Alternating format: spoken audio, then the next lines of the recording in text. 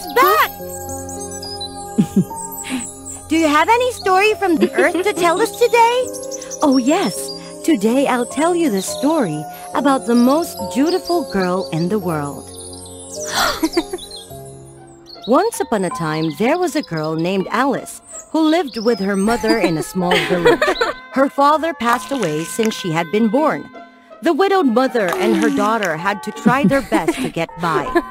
Her mother was really weak, but she tried her best to work every day, even the hard work, as long as it could give her the money to raise her daughter. Working hard in a long time made her exhausted and got seriously ill. Alice was so worried that she went everywhere to find a doctor to cure her mother, but all of them were not able to do it. Couldn't see her mother in pain. Alice kept on searching for the doctor, which could cure her mother, waiting for the day she could find a master. Alice, my poor beautiful girl. I don't have the heart to see you searching doctor in vain like that. I heard people say that in that faraway valley there had been a magic flower which can cure anything, making people live longer. Really? If it's true, my mother will be cured. Thank you so much. I will set out right away to find that flower. That flower is really precious. I think the route will be really difficult. You have to be really careful. I will take great care. Please don't worry. I'll go there now. But when I go there, my mother... You're afraid that your mother will have to stay at home alone, right? Yes, my mother is really ill, but no one can care for her when I'm leaving. Don't worry. I and everyone will take turn to take care of her. Just rest assured to set out and promise me you will come back here safely. I remembered it! Thank you so much! Alice said goodbye to the chief of the village and set out, ignored all the dangers ahead. Alice kept on walking so fast to find the magic flower as soon as possible to save her mother, until she reached a forest. She was really surprised that all the plants here had been withered. Then she stepped on the ground with full of dry leaves. After a few steps, she saw the giant old tree moving, turning back and seeing her in anger. What are you doing here, sinful human? You cut down all the trees, causing our water source stuck, making this forest die gradually. And now you still dare to come here? While saying, the tree stretched its body to chase and capture Alice. Oh my God! Please spare my life! I will find a way to regain the water source for the forest and making it fresh again. Remember your words. If you can't do it, I will never let up on you. The underground water source is in that lake. It used to be so prosperous, but no one knows why it was stopped. You can go there and check. Alice followed what the tree had said and went to the small lake in the forest. And she could see the lake was dry. There were only dry leaves and branches that human had thrown into it. She cleaned the leaves and the branches. Then she discovered a small hole that the water used to flow from that. The hole was totally blocked by a stone. She had to use all of her power to push the stone away, and finally, she could make it. The water immediately flowed out, making her lose momentum. Right at that moment, the tree spirit appeared and used its branches to roll her and put her on its shoulder.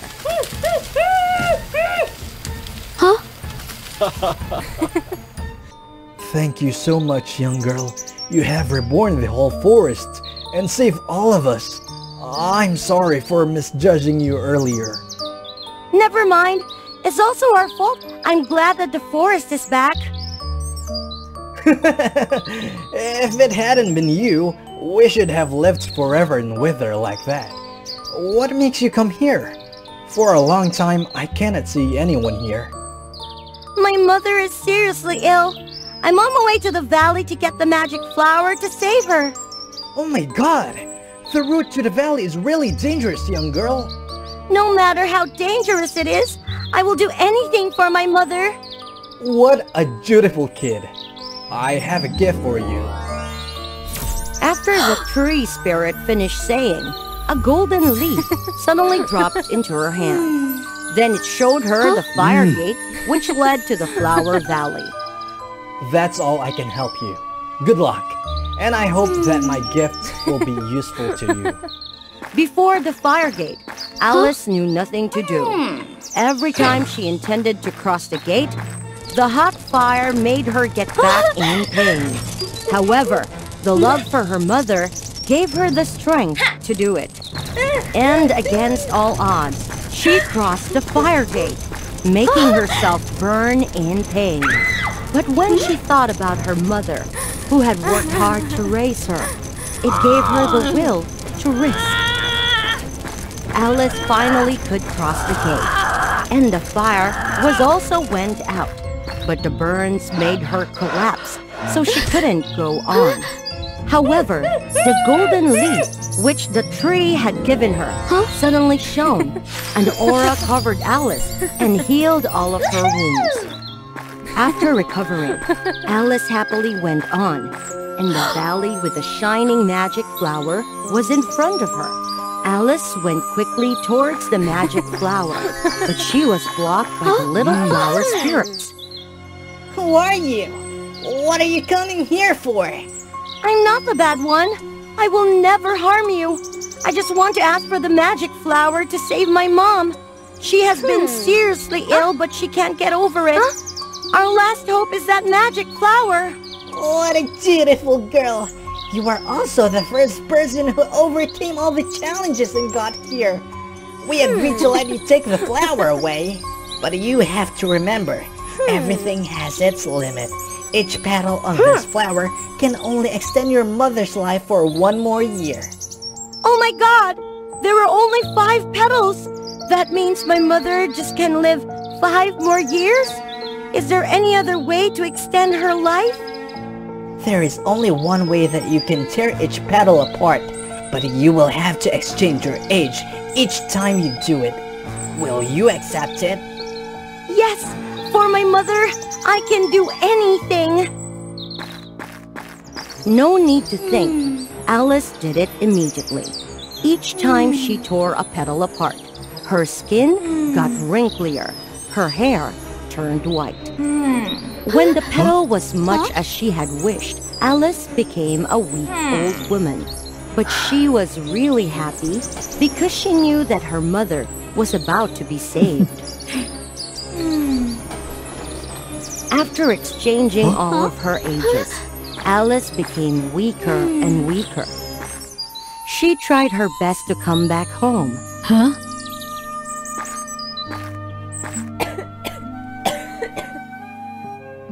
After giving the flower to her mother and seeing her getting well again, Alice collapsed. Right at that moment, the flower flew up and turned into a goddess. Alice, my dutiful and brave girl, you ignored all the dangers and overcome all of my challenges just for your mother. You even sacrificed your own life for her. You really touched my heart. I will give you a gift. Then she casted a spell. A light covered Alice, and she turned back into a young girl like before. Goddess, thank you! Thank you so much! The goddess smiled and flew away. Alice and her mother hugged each other so tight. From that moment, they lived happily and peacefully together forever after. When people suddenly lost something precious, they often fell into despair and agony. The tale of Princess Sophia serves as proof of this. To follow the stories unfolding, subscribe to WOA Fairy Tales channel to find out the outcome.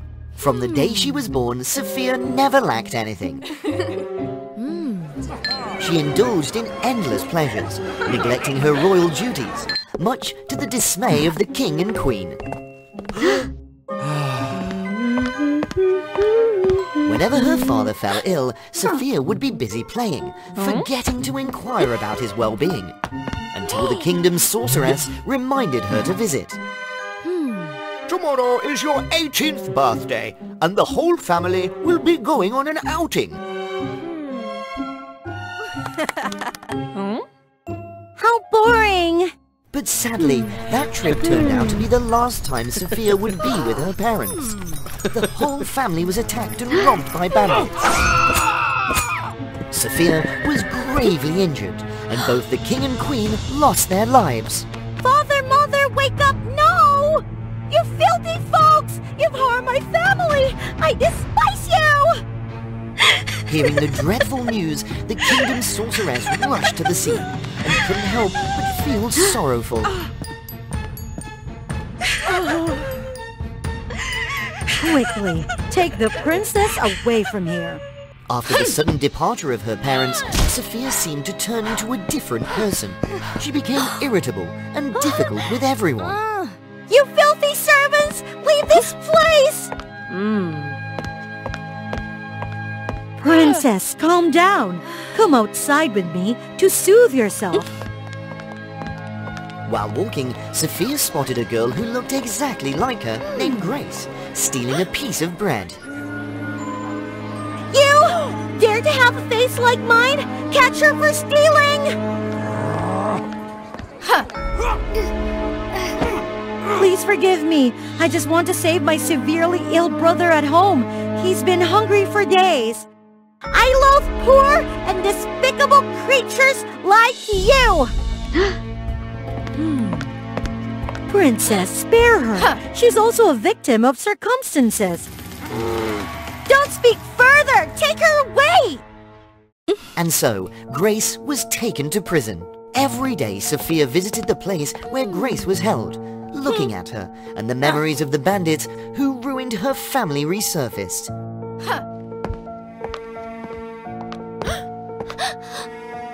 It's because of people like you that my family is in ruins! It's all your fault! Please forgive me! Suddenly, the sky turned pitch black. Thunder rumbled, and lightning struck between Sophia and Grace, causing both of them to be thrown back. Quickly take the princess away from here. After a while, Grace woke up, exclaiming in Sophia's voice. What's happening? Why am I now Grace? Sophia had turned into a poor, ugly girl imprisoned in the dungeon. Release me! I am the true princess! While Grace became the beloved princess, adored by all.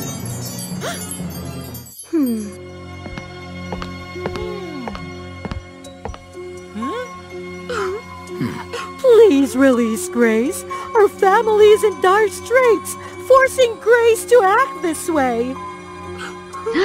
Release her. I'm not going anywhere! I am the princess of this castle! You deceitful soldiers! You will pay for this! Back at home, Grace's parents hurried to the side of a little boy and started crying. It turned out to be Grace's severely ill brother. Sister Grace, please stop stealing food. I can endure it. Sophia realized that Grace did those wicked deeds only for her family. Take everything valuable and give it to me. Please, give us more time. If the debt isn't paid in 3 days, I'll take this girl. Never. Even if we have to sell everything, we will never do such a thing. Sophia realized that no matter how poor they were, Grace's parents still showered her with love and protected their child fiercely. She reflected on her past life of wealth and how she had been consumed by material pursuits, neglecting her family. Such simple happiness, which Sophia had never experienced before. In 3 days, you must bring the full amount to repay the debt, or I'll take her away. Grace's parents were extremely worried, working tirelessly day and night.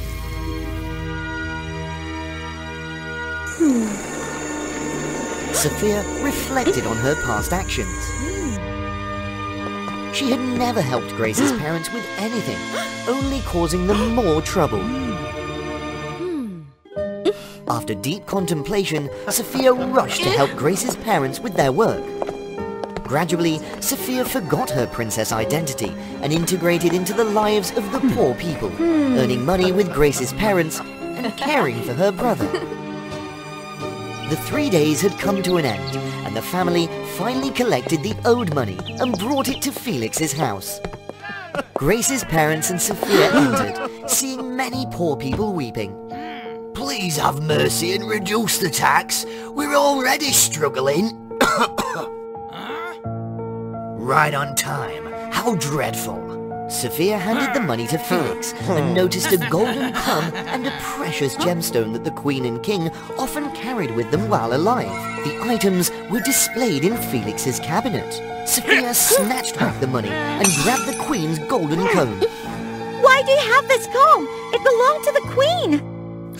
How dare you! He's the one who harmed the King and Queen of this kingdom, abusing his power to oppress the poor. We must stand against him. That's right! Arrest him for his crimes! Everyone rose up and attacked Felix and his soldiers, causing a riot. Felix angrily drew his sword to attack Grace and Sophia's parents. Sophia immediately led Grace's parents and fled straight from the mansion. Felix swung his sword towards Grace's parents, but Sophia quickly pushed them aside and caught it.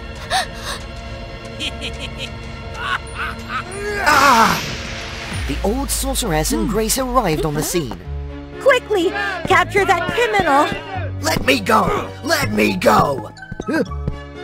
Father, Mother, it's me, Grace, your daughter. Only then did the old sorceress laugh gently and wave her hand, and lightning struck Sophia and Grace again, causing both to fall to the ground. Sophia and Grace woke up, returning to their original bodies.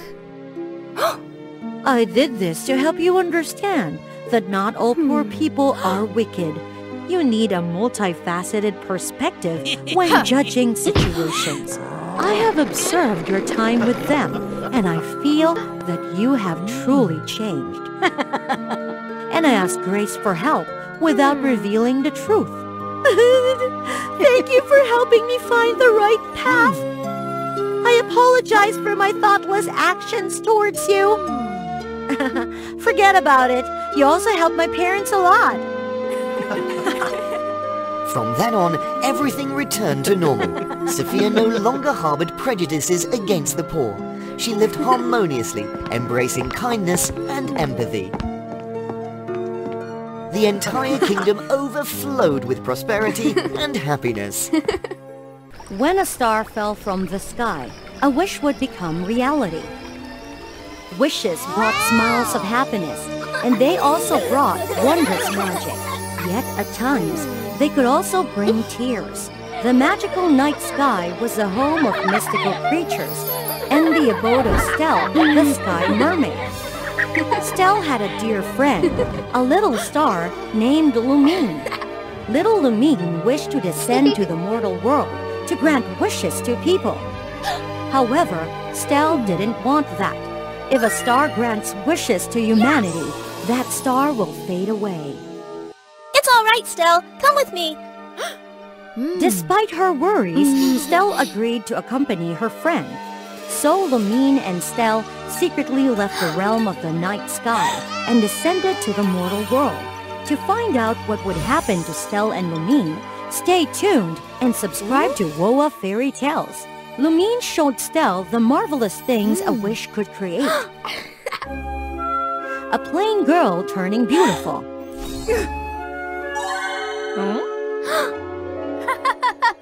A tone-deaf boy gifted with a sweet voice. Ouch!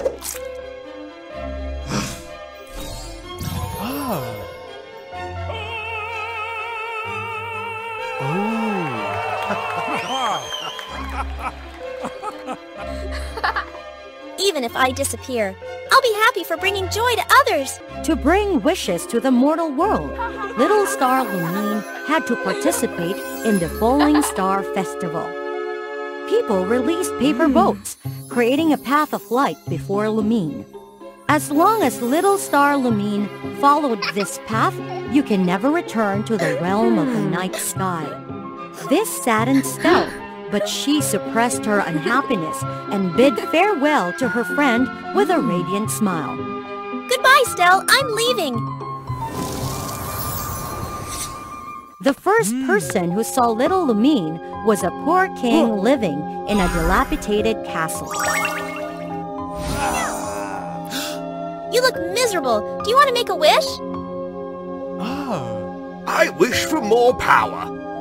The little star Lumine hesitated a little, but eventually granted the king's wish.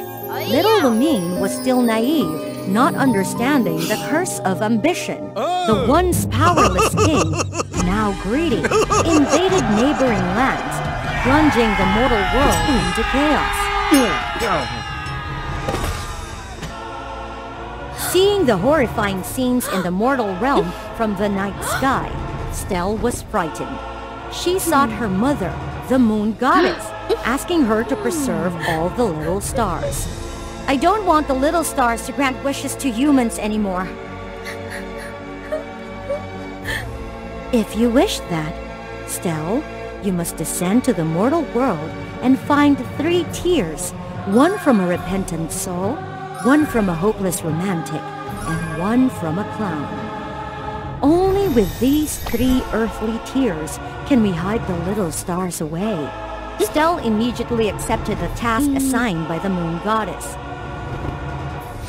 In the mortal realm, she quickly found the first tear. A clown crying for those lost in the war. Stell gently turned the clown's sad tear into a gem. Nearby, Stell and the clown found the spirit of a young girl who yearned to reunite with her hopeless romantic. Feeling compassion for the girl's fate, Stell agreed to help her find the romantic lover.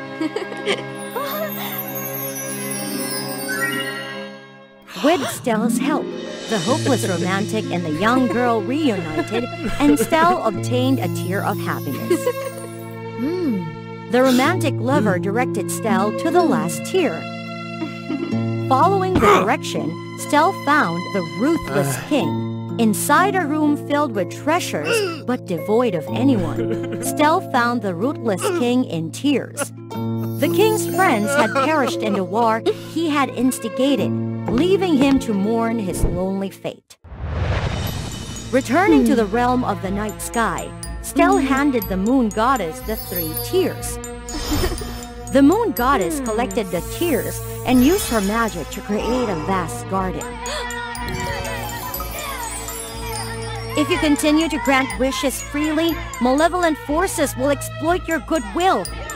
I believe the creatures of the night sky should not meddle in the lives of humans on the ground.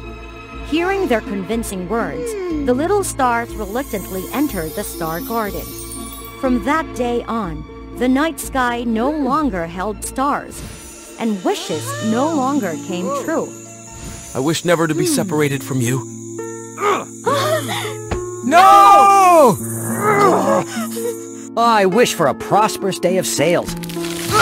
Why is it like this? I wish for my mother's recovery. Inside the star garden, the little star friends felt anxious, restless. They found it uncomfortable being confined within the star garden. unable to help anyone or do anything of use. The little stars couldn't escape either, because Stell always kept a watchful eye on them.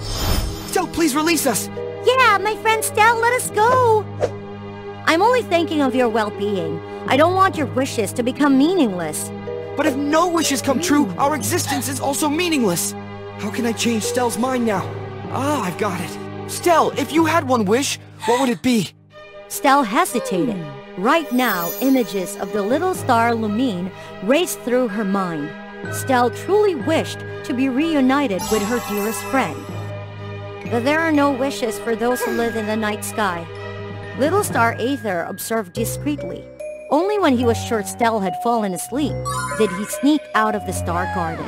Aether found the clown, the hopeless romantic, and the lonely king, and shared Stell and Lumine's story with them. Then they decided to help Aether convince Stell.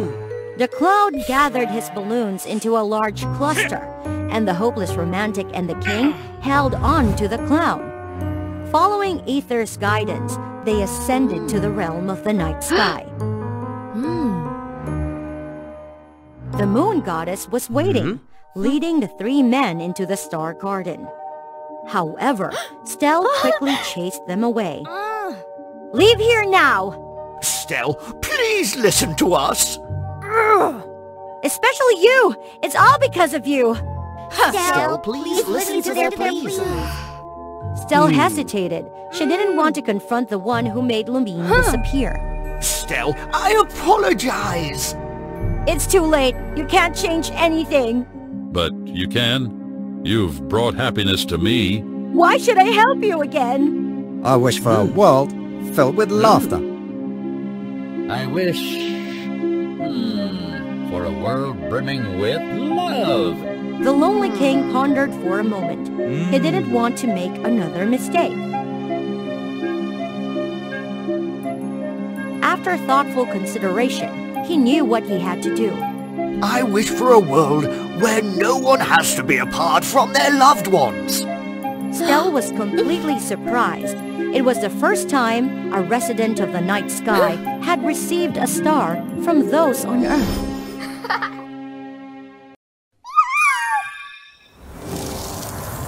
Even if I disappear, I'll be happy for bringing joy to others.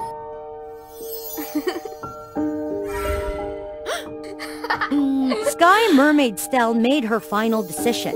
Now everyone was waiting for Stell. Would she continue to confine all the stars in the night sky, or would she set them free? Stell handed over the key to the star garden to the moon goddess. Her decision delighted the moon goddess, who used her magic to make the star garden disappear. This brought immense joy to everyone. The residents of the night sky celebrated with a falling star festival. This time, people from the mortal world also joined in the festivities. Once again, the path of falling stars was open. Never before had there been such a grand falling star festival.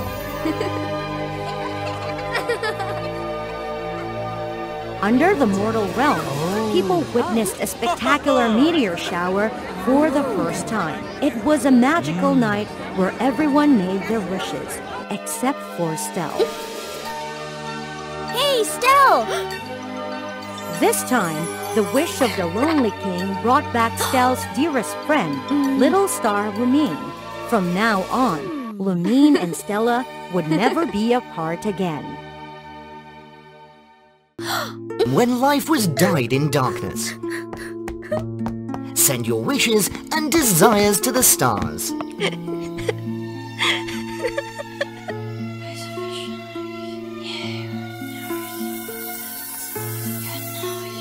If you are sincere enough and accumulate enough merits, your wishes will be carried away by the wind and touch the sacred wish tree. Then, the zodiac gods will take turns turning wishes into reality. The wishes are contained within starfruits, a rare fruit that holds the essence of the wish tree. The supreme goddess Cosmo will turn this fruit into a magical wine.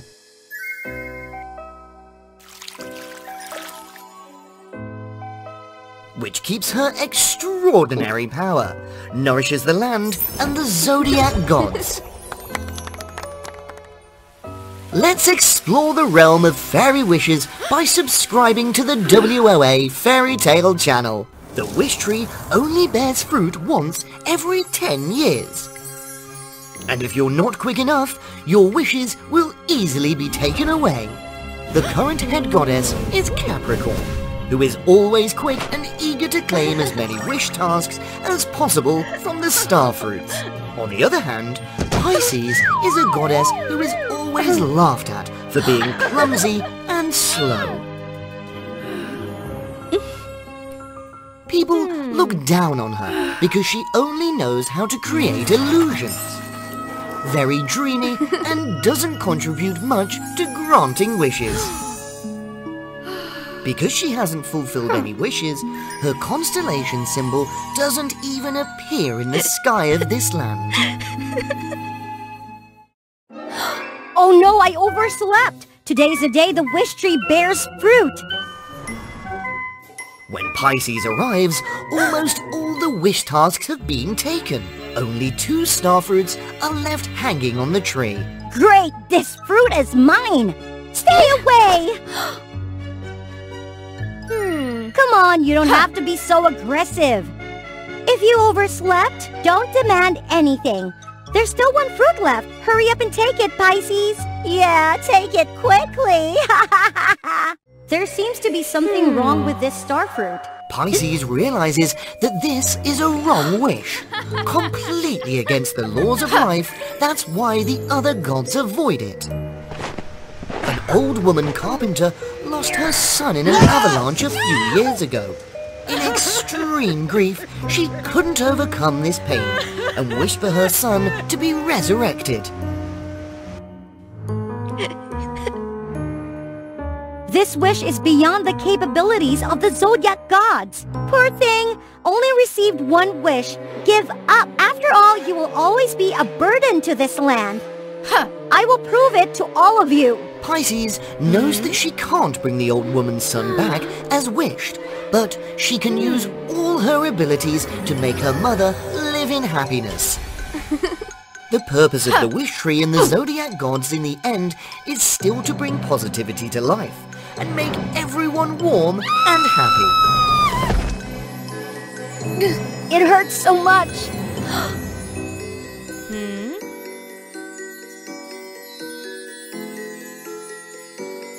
Here is the old woman's house. She must have accumulated a lot of merit. I can't let her wish go to waste. The old woman used the most famous carpenter in the village because of her mesmerizing wooden artworks. However, since the accident happened, she only took simple carpentry jobs. In addition, she stayed at home all day, looking back at old pictures and crying so much that her eyes have become blurry.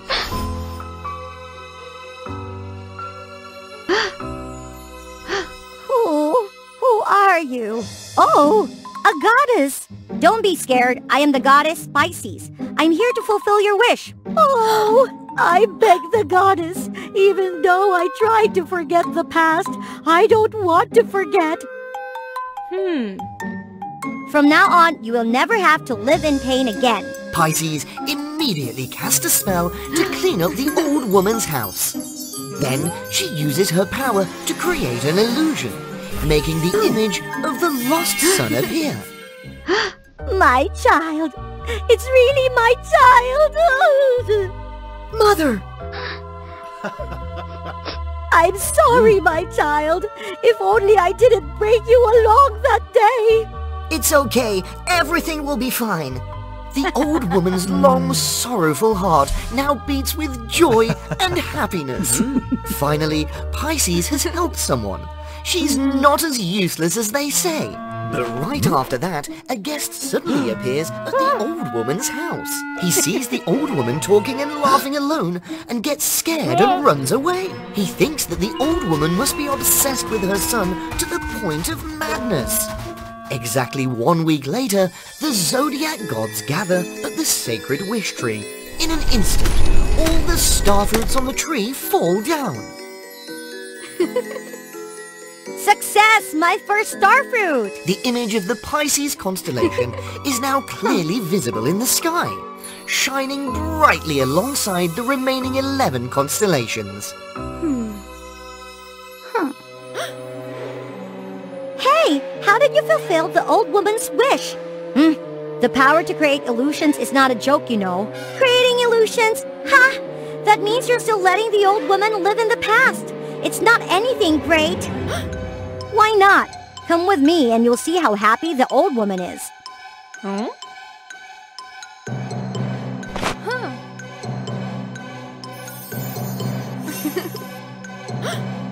But unexpectedly, the old woman's cottage is now crowded and chaotic. Villagers rush into the house, and some doctors believe that she has a mental illness and try to force her to take medication. The old woman spends her days muttering to herself and refuses to do any work. I'm not crazy. Look, everyone. My child is here. You should be happy for me. Unable to convince the old woman, the villagers give up in frustration.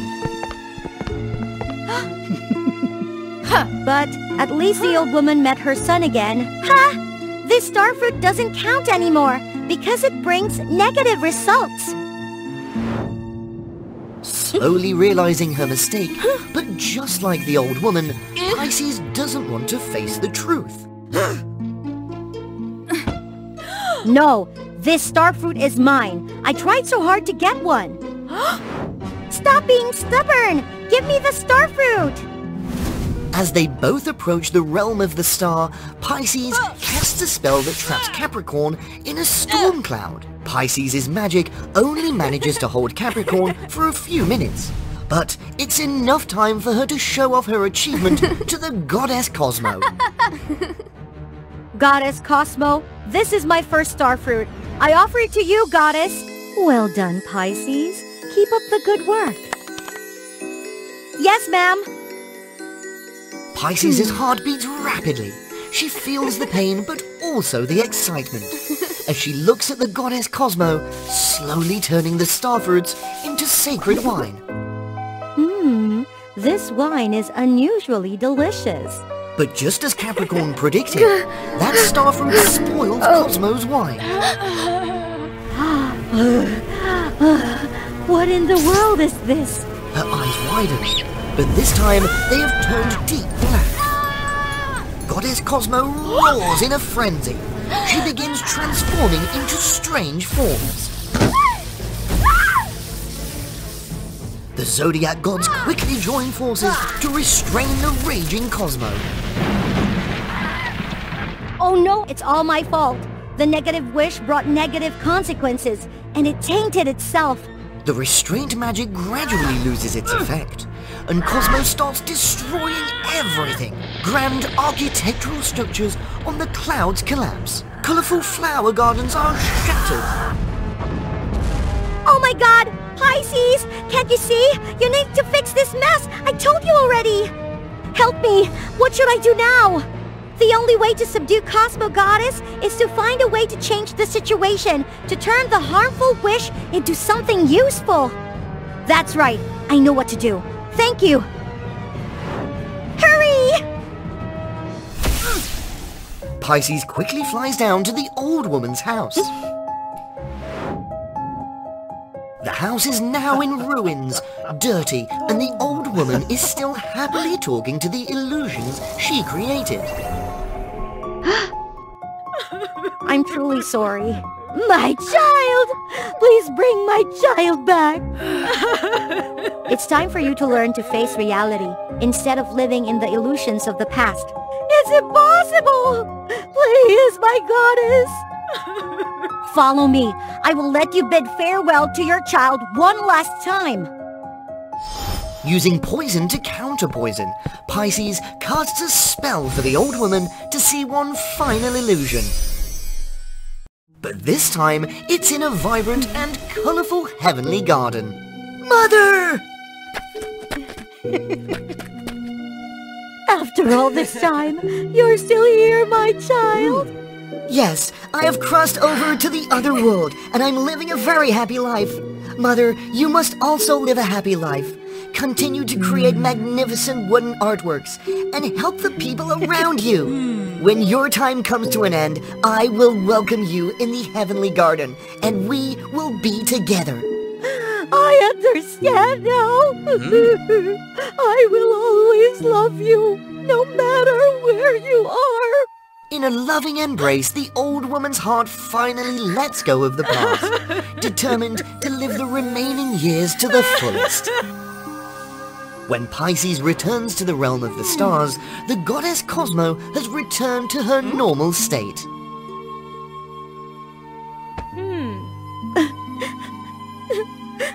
My goddess, I apologize to you. If only I wasn't so stubborn. It's okay, stop crying. Even though you caused this, you also found a way to save me. You're more talented than you think, Pisces. Yeah, I admit your ability to create illusions is impressive. That's right. Just a bit stubborn and sensitive. Stop teasing me already. From then on, Capricorn and the other zodiac gods no longer compete with Pisces. They assist her in the life source of all creatures on Earth. The deity Aquarius bore a grand responsibility, controlling 2 sacred urns, bestowing water upon the world. The pure white urn symbolized refreshing and bountiful rains, while the black urn represented drought, meant to be poured into parched lands overexploited. Though wielding limitless power, Aquarius always felt stifled under his mother's watchful eye. She yearned for a day of liberation to act upon her desires freely. Join WOA Fairy Tale to follow the chronicles of Aquarius. Beside Aquarius stood her younger sister named Natalie. Their mother favored Aquarius above all, leaving Natalie in the shadows. Everyone claimed Aquarius possessed greater talent, an innate aptitude for water magic, thus deserving the sole right to command the 2 urns. This brewed animosity between Aquarius and her sister.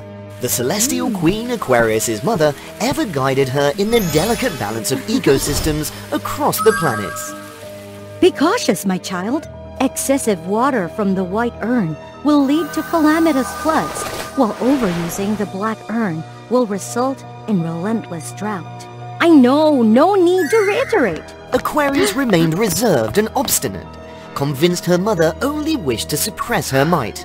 One day, as the Celestial Queen attended a gathering among the celestial beings in the galaxy. Today, you must not pour water onto Earth without my return. And at her most desperate moment, Ryan appeared. Hey, you must wait for Mother to return. Leave, it's none of your concern. You're insane. Without Mother, you're powerless. I said go away. The pleas for rain echoed throughout the Earth. Some places were inundated, necessitating the black urn for balance, while others suffered arid desolation, craving the white urn's mercy. Humans whose entreaties remained unanswered turned to worshipping deceptive spirits. Overwhelmed by the multitude of pleas, Aquarius grew panicked. In a moment of haste, she accidentally emptied both urns, creating a severe imbalance on Earth. Half the land's desiccated, succumbing to relentless drought, while the other half luckily remained fertile. This time you've truly messed up.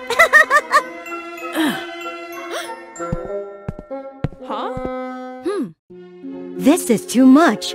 You are truly irresponsible. Hand me the 2 urns. The Celestial Queen enchanted the 2 urns, rendering them unusable for Aquarius until she proved her worth once more. Aquarius lost all her powers and was banished in disgrace. Upon awakening, she found herself on Earth. However, when attempting to summon rain, Aquarius found her white urn utterly dry. How maddening! It's because my mother held back my powers, rather than letting me wield these urns freely. They forever rely on the gods. Once revered, Aquarius now languished as a forsaken entity, falling into a path of transgressions. She became the sovereign of the celestial realm in the fertile land. Considering themselves superior and viewing the people in the arid land as slaves. But Aquarius paid no heed. Daily, she reveled in never-ending night feasts, carefree and thoughtless. One day, everything had changed. Huh? Mom, I'm so hungry. Please, could you give me something to eat? Out of my way! Their eyes locked, and an illusion emerged.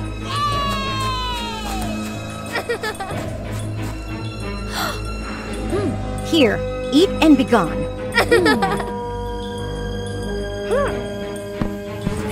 The next day, she encountered the same boy.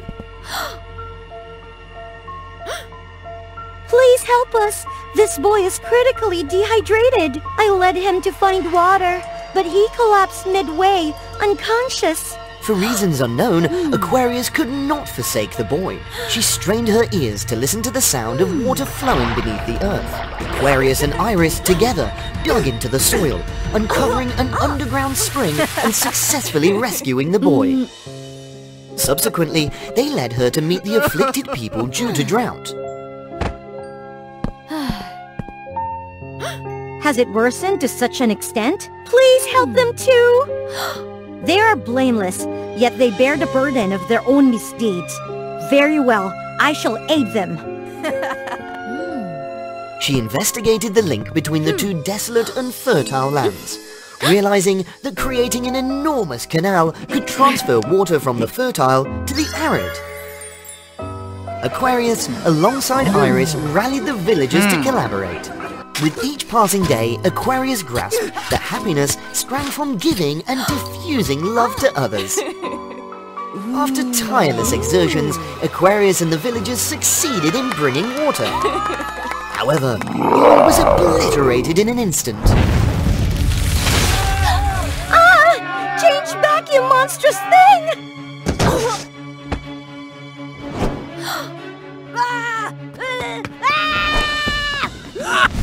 Wait for me, Iris! Although she lost all her power, Aquarius tirelessly endeavored to save the innocent people. Be a good boy. It was you all along. Did you release this monster? I remember now. At home, I saw you nurturing this creature. You even fed it. You're heartless. Hey, sister! When will you ever understand? Are you trying to harm these innocent people? Yes, you're the best, right? But look at you, who got exiled in the end. Why does Mother always trust you, love you more than me? What do you have that I don't? I only have one sister, you! Yet you left me to live in solitude, never offering solace.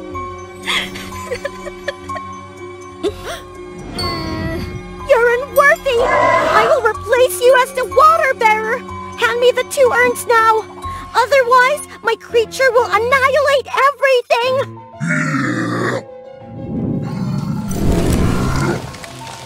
Yet giving the urns to Natalie entailed Aquarius losing her status as a fairy forever, forever barred from returning home.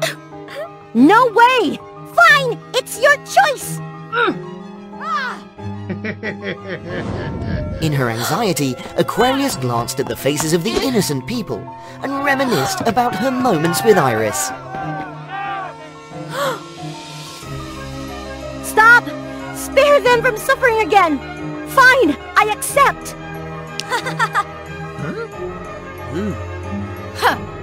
The moment Aquarius sacrificed and handed over the 2 enchanted urns to Natalie was the moment she proved her transformation. Balance was restored to her, and Aquarius regained her power to control water. Yes, you are the greatest! Why can't you ever understand, sister? Why are you still willing to harm these innocent people?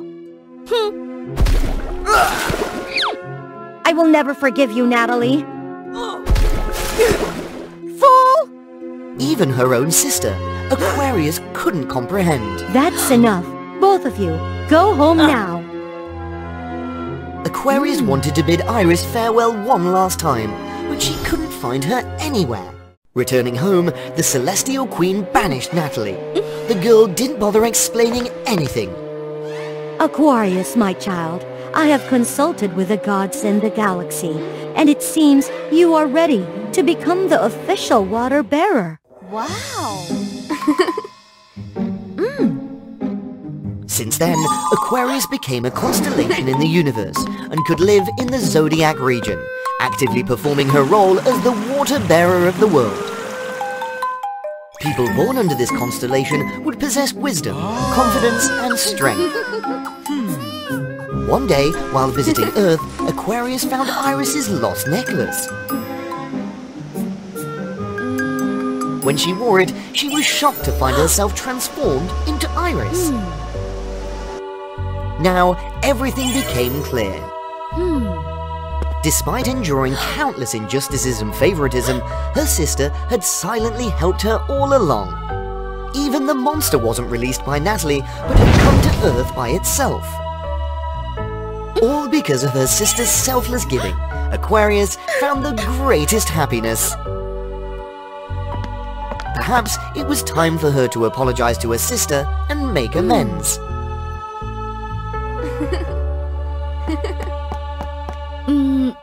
Barbie will forever cherish the moment she came into existence. She opened her eyes in a dim and dusty factory, and the first person she laid eyes upon was Seth. She was his masterpiece, a flawless human-like doll of mesmerizing beauty. Seth breathed life into Barbie, transforming her into a doll with a beating heart, capable of experiencing human emotions. Join WOA Fairy Tale to discover what happens next. In the following days and months, Barbie lived joyously by Seth's side.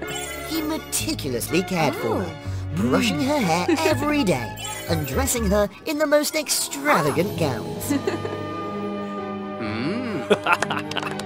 Seth loved Barbie so much that he made her the standard for creating Barbie World. A world filled with stunning human-like dolls that could move and converse like real people. In Barbie World, beauty was revered, and Barbie, being the most beautiful doll, was deeply respected, second only to Seth. Seth possessed many exquisite dolls, yet he always showered Barbie with his special attention and care. Despite being closely controlled in her actions, gestures, and appearance. Barbie reassured herself that she was truly happy by Seth's side.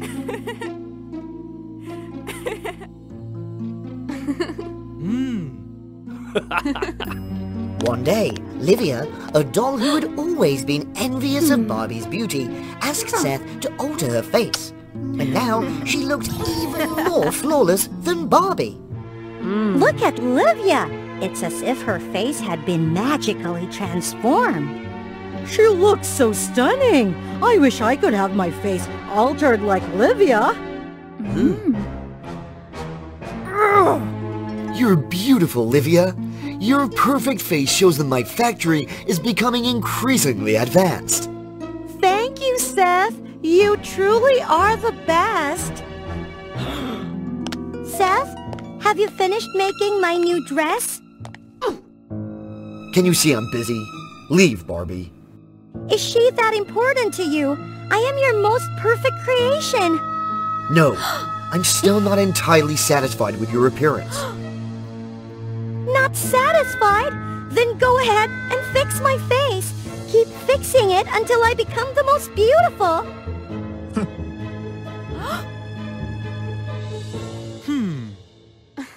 Seth examined Barbie and remarked that her face could still be even more beautiful. Her nose needed to be higher, her eyes needed to be larger, and there were many things that needed fixing.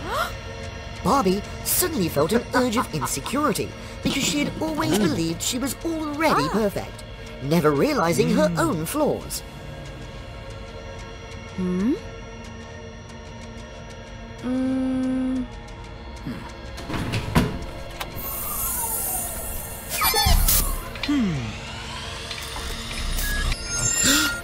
A technical glitch had occurred in the factory, affecting Barbie's face by half. What has happened, Seth? I'm sorry, but now you hold no value to me, nor do you meet the standards to remain in Barbie World. Please don't banish me from Barbie World. This life means everything to me. Don't you understand? Your face is ruined. Put on the mask and leave. Don't make me see your ugliness.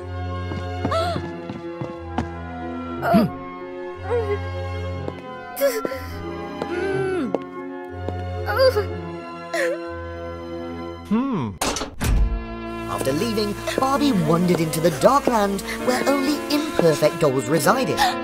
She discovered that these were the discarded creations secretly tormented by Seth. It turned out that the success rate of facial modifications at Seth's factory was low, resulting in many failures.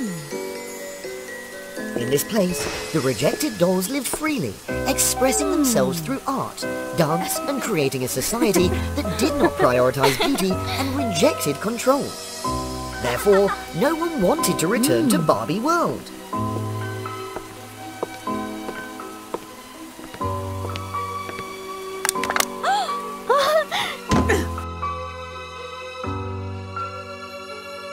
Suddenly, a black hole appeared, tearing through the stillness.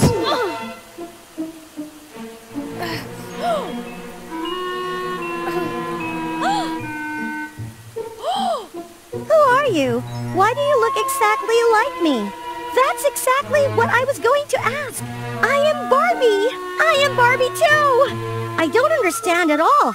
Out of the blue, I was happily playing in Pink World when I got sucked into a black hole and ended up here. I have never heard of Pink World before. Could it be that I have stepped into a parallel universe? Well, no matter what, we are here now. Let's explore this place for the time being.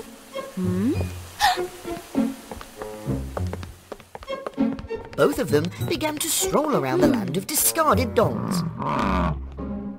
Look at those toy bulls! They look so delightful. Want to give it a try? Are you insane? They look intimidating. Ignoring Barbie's objections, Replica Barbie persisted in pulling her towards the bulls. At first, Barbie felt a bit apprehensive, but as soon as she mounted the bull, she burst into laughter and felt exhilarated. Replica Barbie started sharing numerous tales of her past adventures with Barbie. Barbie felt that she had led a meaningful and courageous life, truly deserving of admiration. Both of them rode the bulls back to the junkyard.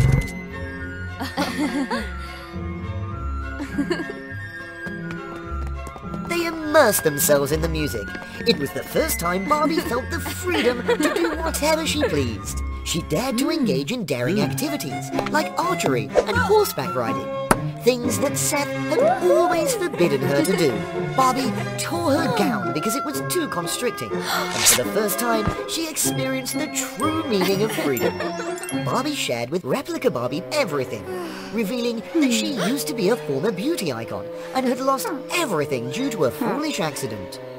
What does this flower mask signify? I don't know, but it seems to be Seth's symbol. Every doll bears this flower mark. Replica Barbie began to question the danger posed by Seth. She proposed that they both return to the factory to uncover the truth and find a way to restore Barbie's appearance. Upon their arrival at Barbie World, they encountered two vigilant dolls guarding the door. The two dolls rushed forward, intending to capture Barbie. In a swift motion, Replica Barbie leaped to her defense, employing extraordinary combat skills to swiftly subdue the guards. Barbie looked at Replica Barbie with a deep appreciation, realizing she had found a steadfast and trustworthy friend. Both of them stealthily entered, but couldn't locate the reconfiguration chamber, so they descended to the basement.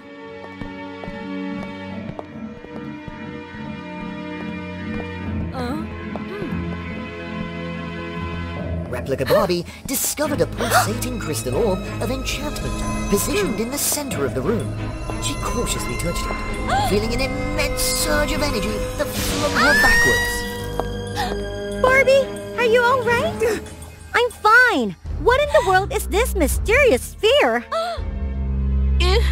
At last! You've both arrived! You've fallen into my trap! Seth began to divulge his true nature. Once, he was a renowned doll artisan. Driven by an insatiable desire for beauty, he delighted in crafting exquisite life-size models. However, Seth had never found fulfillment in these creations. To him, dolls, no matter how beautiful, were merely inanimate objects.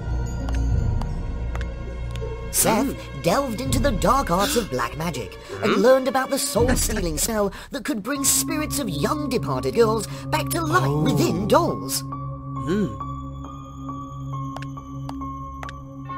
Every night, he would venture to the cemetery, capturing the souls of these troubled girls who couldn't find peace in the mortal realm. Seth built a doll factory. He created Barbie and infused her with the soul of a young girl. When revived, Barbie had no recollection of her past life. Seth repeated the same process with other dolls in Barbie World. He inscribed a magical flower seal on the dolls' hands to exert control over them, making everyone worship him and never leave Barbie World. The magic sphere served as his control device. Seth knew that the doll manufacturing process still had limitations, and excessive alterations to their appearance could lead to deformities. He realized that what the factory needed was the capture of a courageous soul, someone talented and beautiful, confident and unafraid, capable of generating extraordinary power to purify the world from ugliness.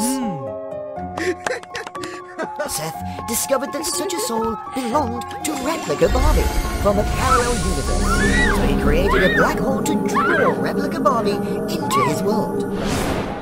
Although he could only establish a link between the two worlds, he couldn't bring the black hole all the way to the doll factory. Nevertheless, he believed that Replica Barbie would really help someone in distress, especially a different version of herself from a parallel universe. He intentionally brought Barbie to the realm of discarded dolls, using the flower seal to track their progress and wait for them at the factory. You wretched being! Prepare to feel my wrath! Believe me, Barbie, aid me in the capturing the soul of another Barbie. I can restore your visage and grant beauty to these forsaken dolls, transforming everyone in the world into breathtaking beings. Ha ha ha ha! Don't listen to him, Barbie!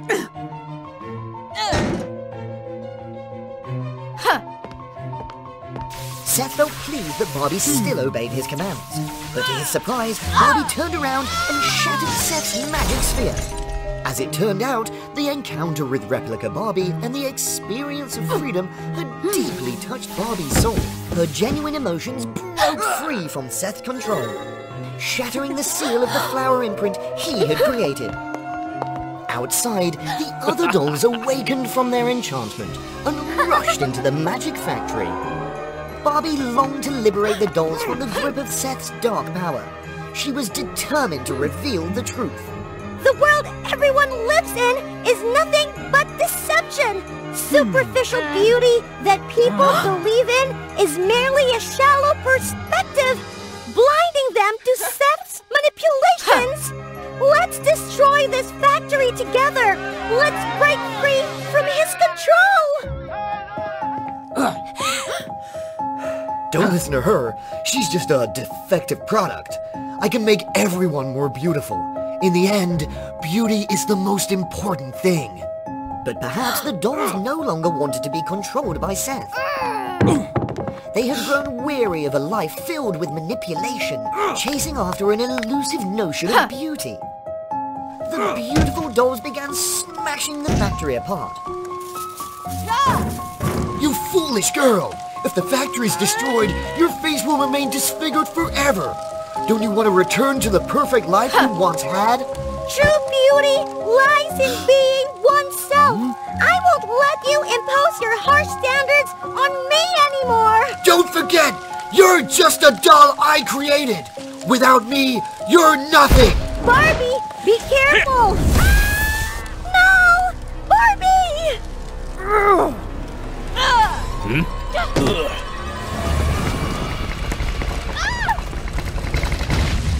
The factory exploded, turning into a magical dust that scattered around, filling the air with enchantment. Seth's magic was shattered, and Barbie's face transformed back to its former beauty. Look, Barbie, I'm so happy. You helped me find freedom, helped me change. I'm truly grateful to you. It was Seth's spirit, having found refuge within an unfinished female doll. Seth, feeling ashamed, had been defeated and now appeared incredibly ugly. Seth? Is that you? Don't look at me! Are you gloating? Now I am truly hideous. No need to chase me away. I'll leave immediately.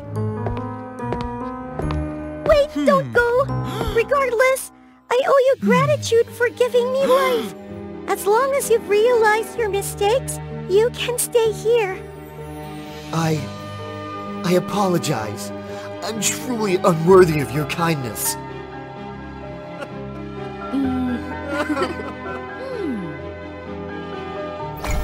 From that moment on, Seth redeemed himself. Using his magic, he created a black hole to send replica Barbie back to her own universe.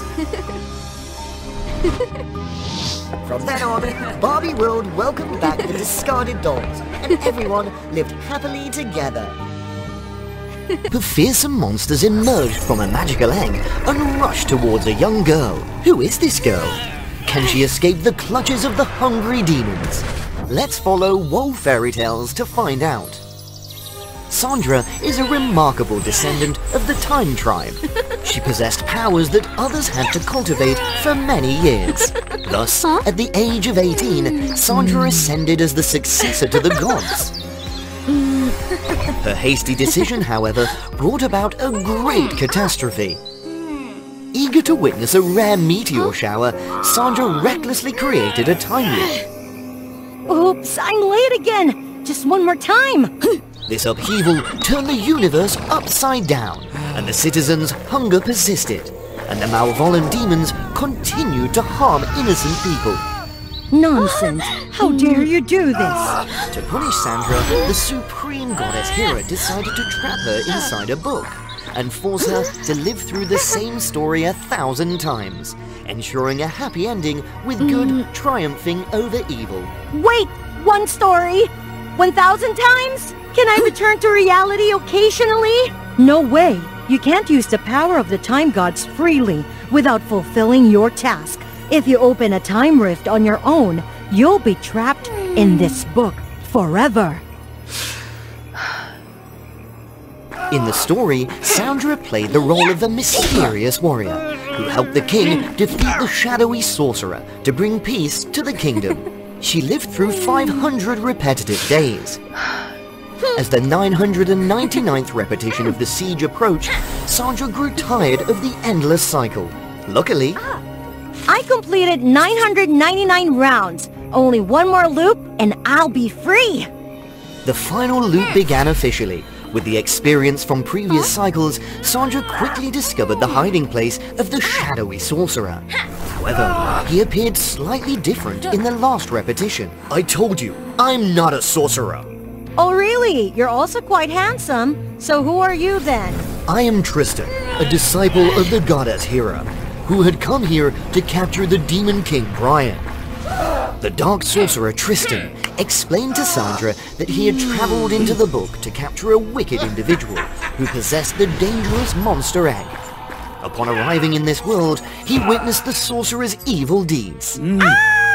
Little did they know that kind act would lead him to assume an unexpected role. Please believe me, time goddess Sandra. You're quite a good story maker. How do you know I am the time goddess? I already told you, I am a disciple of Hera. The entire divine realm knows you are trapped here. Set me free. No way, it's definitely Hera's scheme. She wants to imprison me here forever. Stay silent and wait in prison. Sandra, I've been waiting for you. The newcomer Donna, Sandra and Donna were two orphaned sisters. Even though Donna was just a character in the story, her endearing nature made Sandra deeply fond of her. I've been chosen to join the elite squad of the king. Hurry and fulfill your promise. Give me your bracelet. Sandra handed the bracelet to Donna, knowing this would be their final conversation. After today, the time rift would return her to reality. However, in the days that followed, Sandra saw no sign of the time rift opening. While the story continued with Donna entering the palace. Time passed by. A whole month had passed. When Sandra walked down a path, she made a startling discovery. Donna's bracelet? How did it end up in that person's hand? Concerned, she stealthily mingled among the crowd. The king was welcoming new recruits with a grand banquet.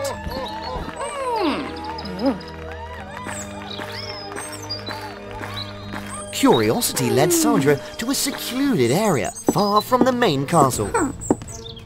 She peered through a window. No! Get away! Oh no, Donna! In the next window, she saw poor Donna with the same sorcerer from before. Hurry! Save the girl! The monster's coming! Sandra was about to charge.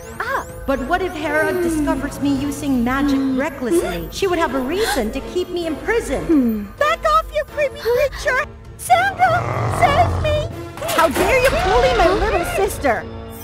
Sandra, I'm so scared! Swiftly, the monster shattered the time-freezing spell and charged toward them. Give me a hand! What is it? It's Brian's pet who can absorb people's fears. But where's the king? Why are they allowed to do this in the castle? Brian has taken the king's place. Now, the king is the demon I've been searching for. It turned out that Brian had harmed the king.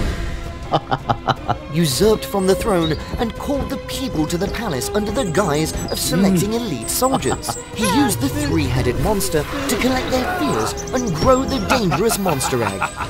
That's the monster's egg? Once he hatches, thousands of monsters will be unleashed. Moreover, Brian will gain immensely powerful magic. The tables have turned. To escape from this book, you must capture Brian. Don't even dream about it. If it weren't for Tristan and Brian's appearance, Sandra would have easily gotten out of this book. She wouldn't have gotten involved in this trouble. Sandra, many others are still trapped. Please help them. Donna, worry about yourself first. Deal with Brian yourself. I will have a word with the goddess Hera. Lost in her anger, she failed to notice the danger approaching. Sandra! Donna! Oh, Donna! Save everyone! Promise me! Greetings, esteemed guests. As it turned out, earlier at the main palace, Brian had discovered something peculiar. And the three-headed monster had been kept in the dungeon for a while, but the monster egg had shown no sign of cracking. Thus, he went down to check on it. Oh my dear, I had to expend so much energy to revive it from the egg. No worries. If I know this old, worn-out book contains a deity, there's no need to bother collecting the tiny drops of fear from the common folks. You wicked fiend! I'll seize the fears of whichever time goddess you're in love with.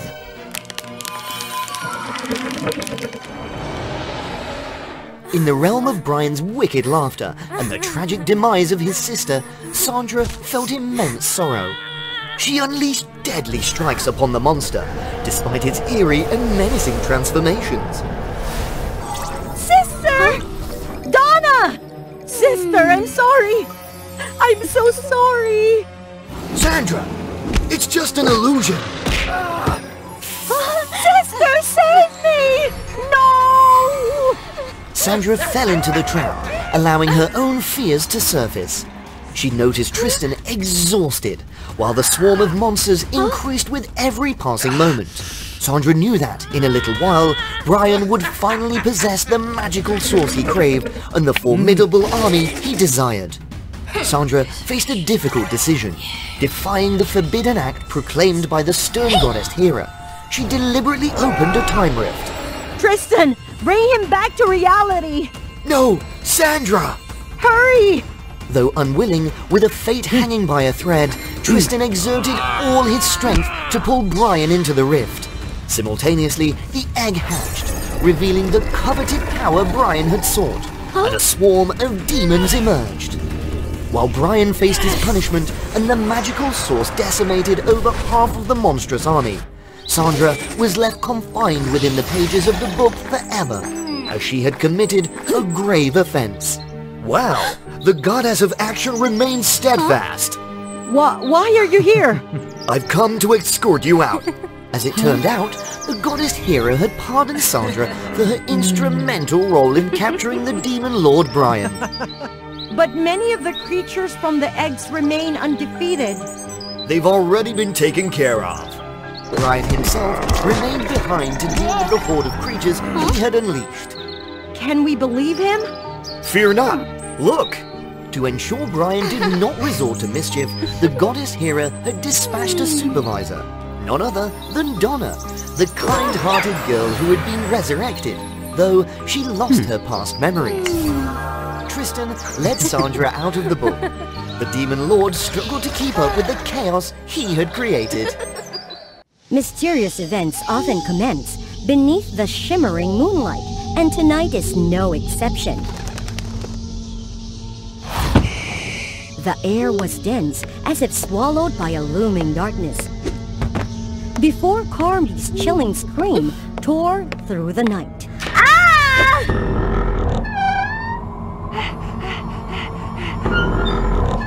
Is it a nightmare? Huh?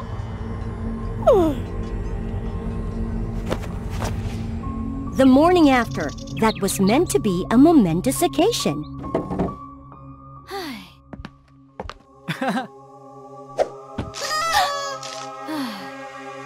Carmi, are you alright? Are you feeling unwell? I don't know. I just feel completely drained of energy. Pre-birthday syndrome, perhaps?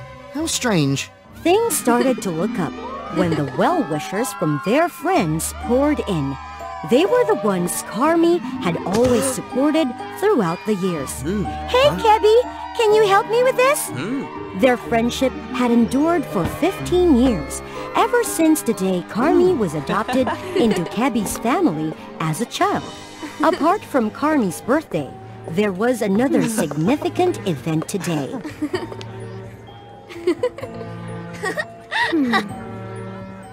This is Alan Helsing, a new friend in our community. Please help him, everyone. Alan, you can sit. Oh, next to Carmi.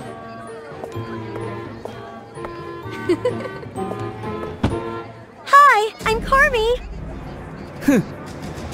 Alan's peculiar gaze sent Carmi's mind reeling. Excuse me, teacher. May I step outside?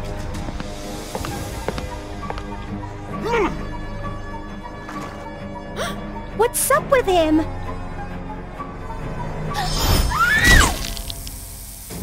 Looking back, Carmi's face and eyes appeared perfectly normal.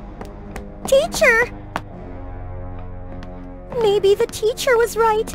I must be sleep-deprived. Carmi, furious and disregarding the danger, rushed forward to intervene. Ah, this kid's trying to live in, huh? Strangely, his punch did nothing to the petite girl. In fact, Carmi easily blocked and knocked him down. You! How can this be? The teacher is here! After dealing with the ruffian, Carmi once again found herself surrounded by praise from the crowd. However, Alan's eyes remained concealed within the gathering, still observing unusually. That evening, after enjoying a hearty dinner prepared by Kebi's mother, Carmi and Kebi mischievously slipped away to celebrate their own birthday. Hey!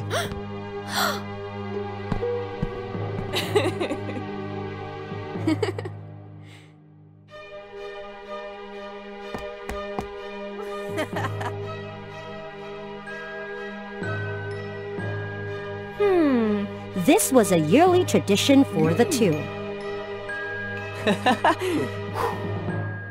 Happy birthday, Carmi! Happy birthday, Carmi! Who said that? What's going on? I don't hear anything. It came from the edge of the woods. Can't you hear it? Huh?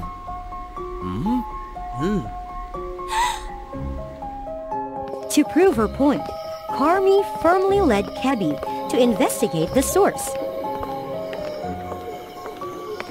Suddenly, a flock of bats appeared, behaving strangely.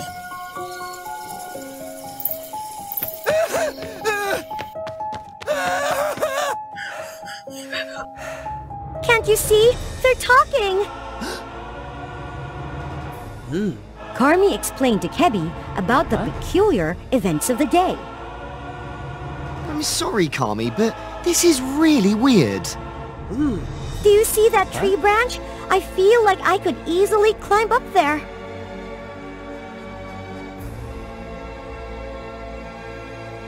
Impossible! Whoa!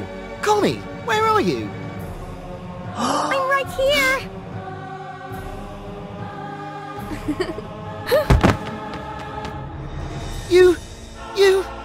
You're amazing! You know, Carmi, you kind of seem, like a vampire. A vampire?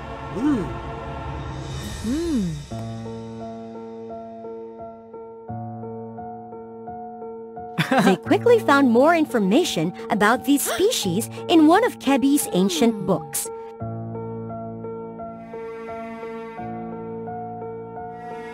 It mentioned that vampires possess terrifying strength, unmatched speed, and the ability to communicate with bats and mesmerize others. When they're strong enough, they can even transform into bats! Yay! Too noisy. It's time to go to bed. This is our secret. However, things weren't as straightforward as they seemed. A few days later, when Kebi accidentally fell.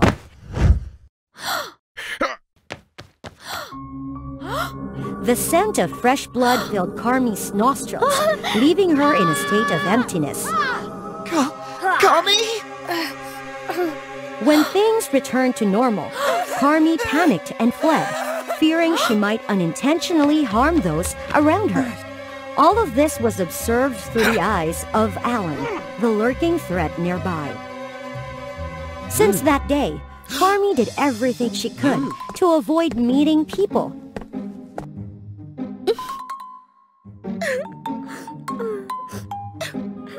Carmi?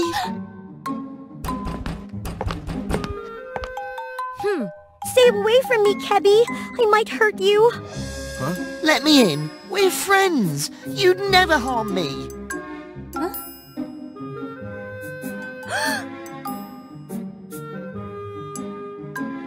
Kebi's sincere words of encouragement helped Carmi overcome her apprehension.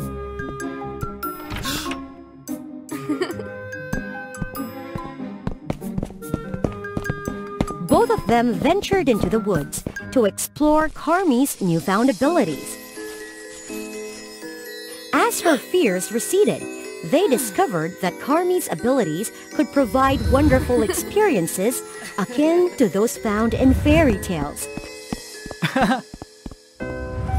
Never before had they enjoyed themselves to such an extent. On the way back, Carmi playfully teased Kebby.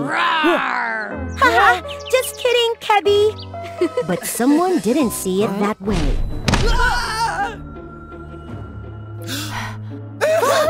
The owner of that knife was Alan. Alan, what's going on? Get away from that vampire. How do you know? Why, of course. I came from a proud and noble lineage of vampire hunters. That's how. And today, you will be the first prey to continue my family's tradition. Alan, there must be some misunderstanding here. No misunderstandings at all. Watch this. Carmi's body immediately responded, helping her evade Alan's precise attacks. While she possessed the powers of a vampire, she struggled to use them effectively, and it was no easy feat to escape. This doesn't look good. Carmi's losing. Aside from direct combat, Alan swiftly set up traps to subdue Carmi. Carmi, be careful!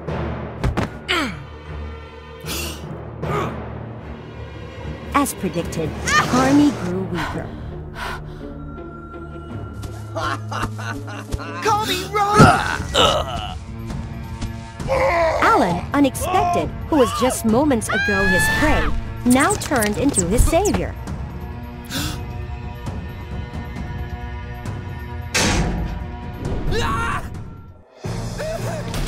Once Carmi saved Alan, she wasted no time. But difficulties don't dissipate so easily.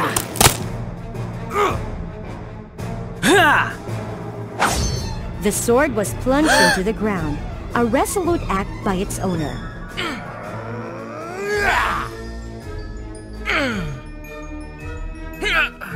Thank you. But why did you do that? You're probably not as bad as I thought. Nevertheless, don't celebrate just yet.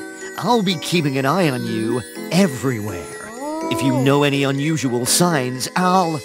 Oh, come on. That's not going to happen. I guarantee it. So in short, why did you become a vampire, Carmi? Strangely, there were no bite marks on her body, which indicated that Carmi had not been bitten. As they pondered this perplexing situation, a tall, dark figure appeared. Vintage attire? Wild features like in the books. He's a vampire. Hello, my daughter, Carmi. Each of us harbors colorful emotional spirits within our minds. Notable among them are joy, sadness, anger, and disgust. They take turns controlling all the activities of the brain, helping us express our emotions outwardly. Subscribe to WOA Fairy Tale to follow the stories of these spirits. Audrey was a special princess. She didn't know how to show sadness. That's because the sadness spirit disappeared from Audrey's mind after the biggest event of her life. Audrey's mother passed away from a severe illness when Audrey was 16 years old. Don't be sad anymore, Audrey. Be strong and always try to appear optimistic to protect Alice, my dear. Audrey decided to change completely, never to be weak again. After this terrible event and the sudden departure of sadness, joy, the happy spirit, took control of Audrey's mind. She controlled everything and buried all the painful memories. Other emotional spirits like anger and disgust had little chance to influence Audrey. The princess became nothing but a shell of excessive happiness and optimism. Everyone thought she was peculiar. As the years passed, Audrey remained cheerful. She loved her little sister dearly. However, Why do you always smile, even when something bad happens? Are you crazy? Even when Alice fell or got sick, Audrey just stood there and smiled. As time went on, Audrey found it increasingly difficult to control her emotions. Everything turned for the worse, and one day she couldn't even force a smile anymore. She fell seriously ill and fell into a deep slumber. In her mind, the emotional spirits began to panic. They couldn't control her anymore. Alice, worried about her sister, sought out a healing wizard. Audrey has lost the ability to control her emotions. She always had to pretend to be happy, so the other emotions were suppressed. And Audrey's sadness spirit has also disappeared. If she's not treated quickly, Audrey will lose consciousness and live in vegetative state. Please help my sister, please! The wizard then granted Alice temporary access to Audrey's mind. The girl needed to find Sadness and save her sister before it was too late. Is this a world inside Audrey's mind? It's terrifying!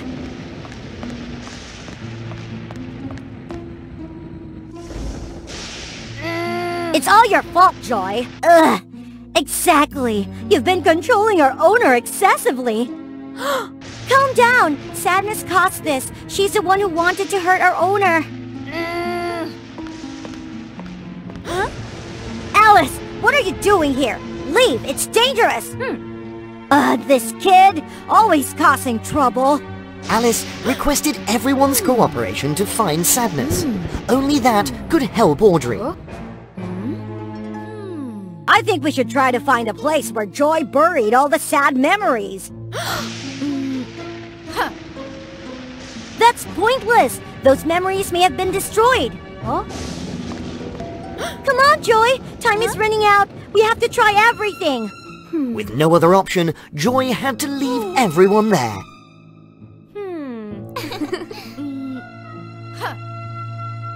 I buried them here.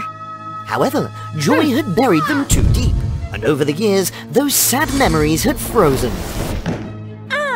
Frozen now. Oh well, they can't be opened anymore. I have a way. Hey, Anger.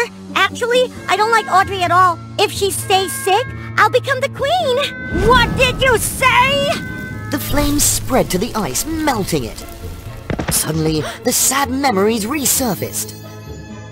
They entered into memories of all the precious and special moments, even the times when the two sisters argued and criticized each other. Even moments when Mum was seriously ill. Audrey cried her heart out beside her mother's bed. Huh? I remember now! We used to have so many emotions like these, didn't we? But Audrey had hidden them all, not wanting to appear weak. Yes, the memories are all precious. But sadness touched them and tainted them with the blue of despair. I couldn't accept that, so I had a terrible fight with Sadness, and that's why she left. You're really over the top! The sudden outburst of sad memories sent everyone running after them. Ugh. Look, they're heading towards the Castle of Despair.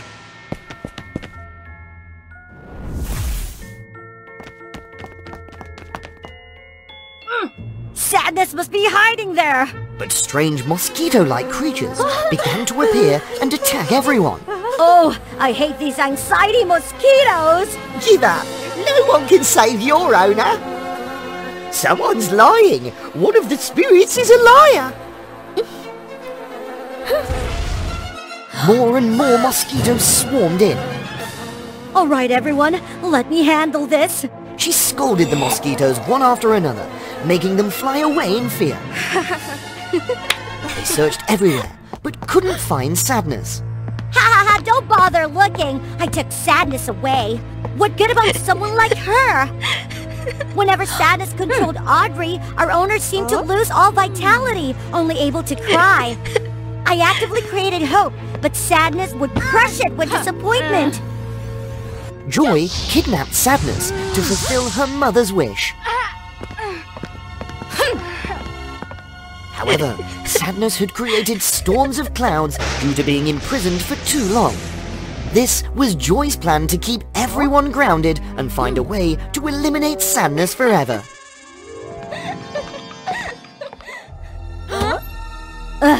It's not going well.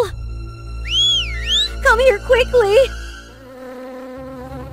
Go, Alice! Save sadness! Alice clung to the swarm of mosquitoes, which carried her to where Joy and Sadness were. It's over, Sadness! Fine. I'll do whatever you want. No! Get away quickly!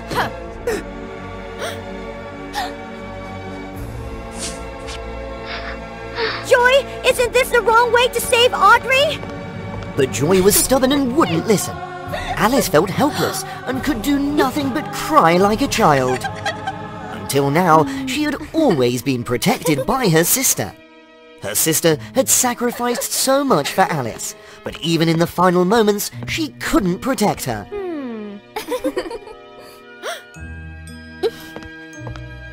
Oh, Alice! Both of them shared their sadness, helping each other relive the pain. Thanks to that, Alice gradually regained her composure. Alice expressed her most sincere gratitude, a thank you she wanted to convey to Audrey. Joy realized her mistake and was crestfallen. Only Sadness could truly understand and empathize with Audrey's and Alice's sadness. Every emotion, including sadness, had its own value. To mature, Audrey had to learn to face her own emotions. I understand now. I'm truly sorry, Sadness. The unnecessary conflicts were resolved. Now, all the emotional spirits joined forces to drive away the dark clouds. They understood that they needed to harmonize their emotions and accept sadness as an essential part of life. Alice successfully helped her sister overcome the emotional crisis. Thank you, Alice. It's okay, sis. I'm here now. From now on, let me take care of you. From then on, the two sisters always shared everything and stayed by each other's side for the rest of their lives. Beautiful Princess Psyche, the youngest princess loved by the king.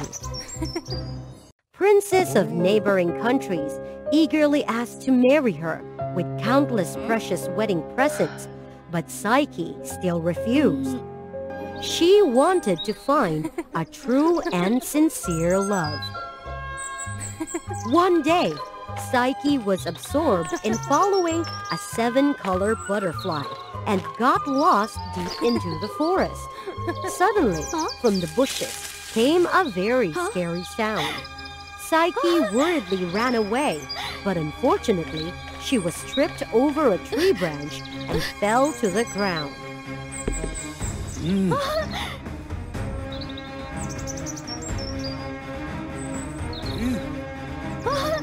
You! Who are you? I am Princess Psyche, the only daughter of the king. You must not be rude to me. Hello, Miss Psyche. I have heard of you for a long time. You are more beautiful than rumors say. I don't know you.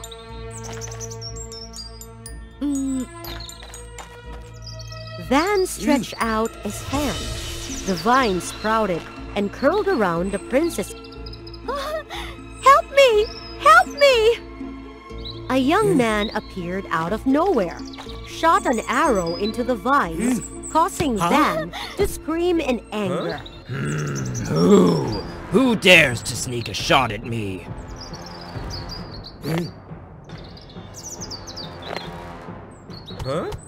How brave you are! Let me teach you a lesson. The boy's arrows were quickly brushed aside by Van. Looking at Van's rough body, he suddenly had an idea. He quickly climbed up the tree, took out 2 flints from his pocket, made fire arrows, and shot them down to where Van was reaching out his long arms to grab the young man. It's hot! The young man approached the princess and gently helped her up. The two fell in love at first sight. Unfortunately, Hel, that brave young man, was dumb. Hel took the princess back to the palace and said goodbye. From then on, Princess Psyche often hid from the guards to sneak out of the palace to walk with Hel. Even though they couldn't talk, they both understood each other's heart. Then one day, just returning from the palace, Psyche received news like a bolt from the blue. Van brought the princess's bracelet to propose. This is our betrothal, Your Majesty. She has agreed to marry me. In Wales, as long as a girl gave something of hers to a man, it meant that she had agreed to marry him. Psyche froze, checking her hand, the bracelet probably falling when she tried to chase Van away. The only person who could testify for her was Hel, but he was dumb. The pained Psyche could only cry and lock herself in her room. The king loved his daughter very much, but there was nothing he could do to save her from this marriage. The news of Princess Psyche's marriage quickly spread throughout the kingdom. Hel heard about it and went to the palace to testify. Because he couldn't speak, the soldiers stopped him right from the gate. Psyche desperately looked at the wedding dress hanging on the wall, decided to take her life away by eating the wild plant clinging to the window wall. Before she has gone forever, she heartbrokenly left a farewell letter expressing her love for Hel. Meanwhile, Hel quickly disguised himself as a guard and sneaked into the princess's room. What a pity when he came a step late. Psyche!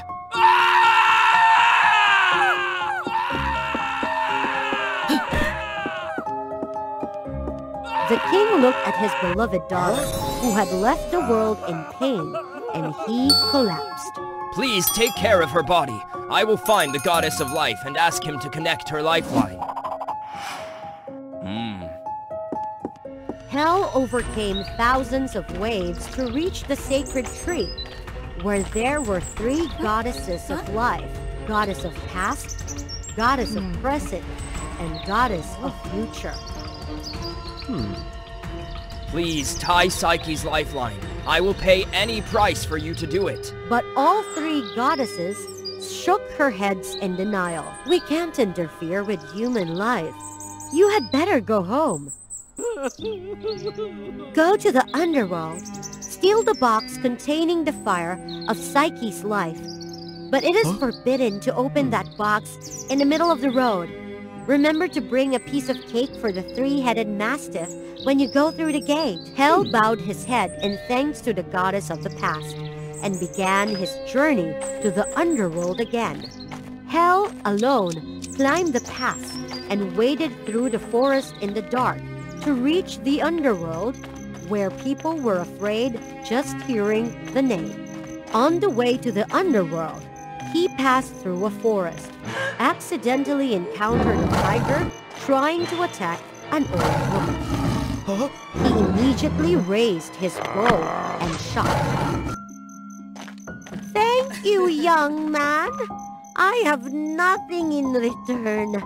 I would be very happy if you accept this little bread and honey from me. Oh, this is exactly what I need. Thank you very much. Hel said goodbye to the old woman and went into the deep forest.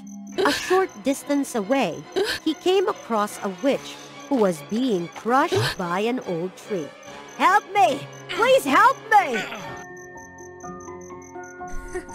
I give you this magic cloak. Put it on. You will become invisible.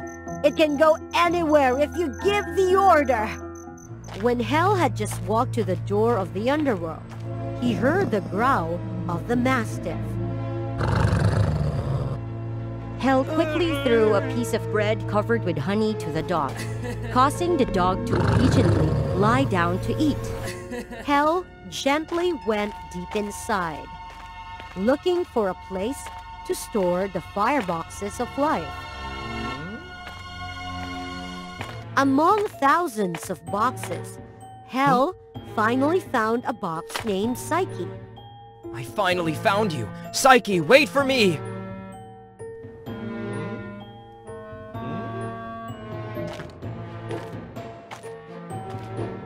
Huh?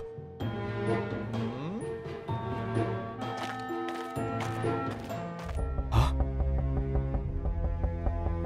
Hel, please release me. It's so dark in here. I'm scared. Huh? That's Psyche's voice. Maybe she woke up. Hel, it's too hot in here. Please let me go. I'm begging you. I can't take it anymore. But the goddess of the past said I must not open this box. That's because she wants to lock me. Please let me go or I won't be able to return to my body. Huh?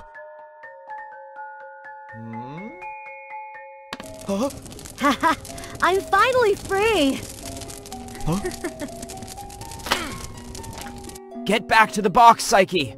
The noise woke up the mastiff. It sniffed and chased after Hel. Hel was scared as he ran and tried to jump up to catch the fire, but unfortunately tripped and fell. His cloak came loose, revealing his body. Ah! His scream awakened the queen of the underworld.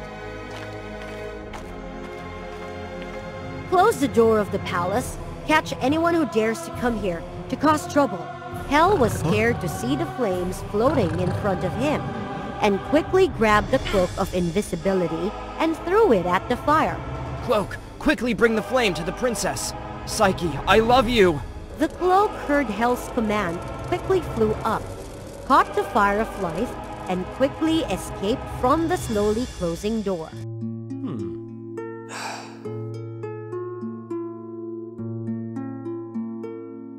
Your Highness, I accept all punishments from you.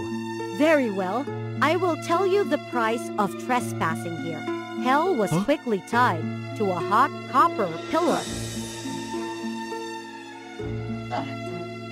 Meanwhile, the cloak also brought the flame of life back to Psyche. The princess woke up to the amazement and joy of the kingdom. Unfortunately, when she returned from the dead, she forgot all her memories, even Hel. Who am I? Where am I? Would Hel escape from the flaming underworld to return to the princess?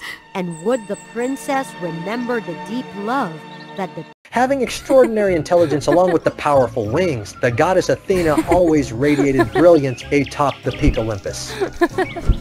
She had invented many great works, such as the flute, creating melodies that enchanted the hearts of people. She crafted the trumpet, producing incredibly bright and pure sounds that captivated anyone who heard them. During her presentations of new creations, all the goddesses come to see, and they were all astonished and impressed by her talent. Layla, a goddess of the night and a close friend of Athena, always accompanied her during those announcements of new inventions. While everyone was enjoying the new inventions, the moon goddess arrived late. Turned out that she was caught in a terrible storm on her way, tearing her clouds and making her struggle while flying. At the high peak of Olympus, the goddesses, those who wished to fly, had to rely on the deep blue clouds. However, Athena was the exception. With her unique wings, she could fly gracefully in the sky, even during the fiercest storms. The things happened that day urged the goddess of wisdom come up with an idea. Why don't I create a pair of wings that allows the other goddesses to fly easily in the blue sky? Right after the party ended, she quickly came back to her room to experiment on creating a pair of powerful wings. Athena considered Layla as her confidant, sharing all her innovative ideas with Layla. I truly admire your inventions. I wish I could also fly freely with the wings on my own. Athena heard the wish of her best friend, but she also concerned because those wings were still not perfect, and she couldn't give it to Layla right away. Then Athena took Layla up into the air so that she can experience the joy of flying with wings. They both wandered across continents, admiring the magnificent landscapes and the mystical secrets of the world. Getting tired, Athena and Layla decided to rest near a rushing stream. A clear and babbling stream appeared right in front of Layla's eye, and she suggested that they took a refreshing bath. Athena didn't hesitate. She infused her wings with a radiant light and placed them under a tree before joyfully diving into the stream. The two close friends embraced each other and laughed in the chilly water. During those moments of joy, Layla suddenly cried out that she had lost her bracelet. Athena left everything behind to follow the traces and search for Layla's missing bracelet. Taking advantage of Athena's distraction, Layla stole her wing. Then she unleashed dark beams of light, shrouding the sky in darkness. Athena was terrified, losing her way. Leaving her best friend behind, Layla decided to fly back to Olympus. The sky gradually darkened, Layla disappeared without a trace, and Athena's wings vanished as well. The goddess Athena collapsed to the ground, tears streaming down her face, with no place to seek comfort. She was so disappointed with Layla, but more with herself for not having seen through Layla's true nature all along. Perhaps the day of flying had drained too much of her energy, and she was too exhausted. Then she fainted. Layla quickly returned to the heaven and accused Athena before the other gods, claiming that Athena is unworthy of being a goddess. She said that Athena had deeply fell in love with a human, so Athena was punished and banished to the human world. Her wings were also taken away and given to Layla. While others were astonished and didn't believe Layla's words, she continued to justify herself. Everyone was silent, they said nothing, just regretted for a talent like goddess Athena. Athena is fortunate to meet Mirmax, a beautiful girl, like a fairy. She rescued Athena and took Athena to her home. Mirmax took great care of her so many days. Mirmax, despite her beautiful appearance, lived a pitiful life. She lived alone, struggling in poverty, relying on farming, but reaping no fruits from her labor, which saddened her deeply. Athena woke up. She couldn't believe her eyes when she realized she had been staying with Mirmax for days. She appreciated Mirmax's care immensely, but also worried about being a burden to Mirmax. Athena decided to apologize and bid farewell to Mirmax, hoping to find her way back home. However, Mirmax wanted Athena to stay, longing for a companion to share her life with. Athena had nowhere to go, so she stayed, hoping her wounds would heal, and she would be able to find a way back to Olympus. Athena appreciated Mirmax's warmth and kindness.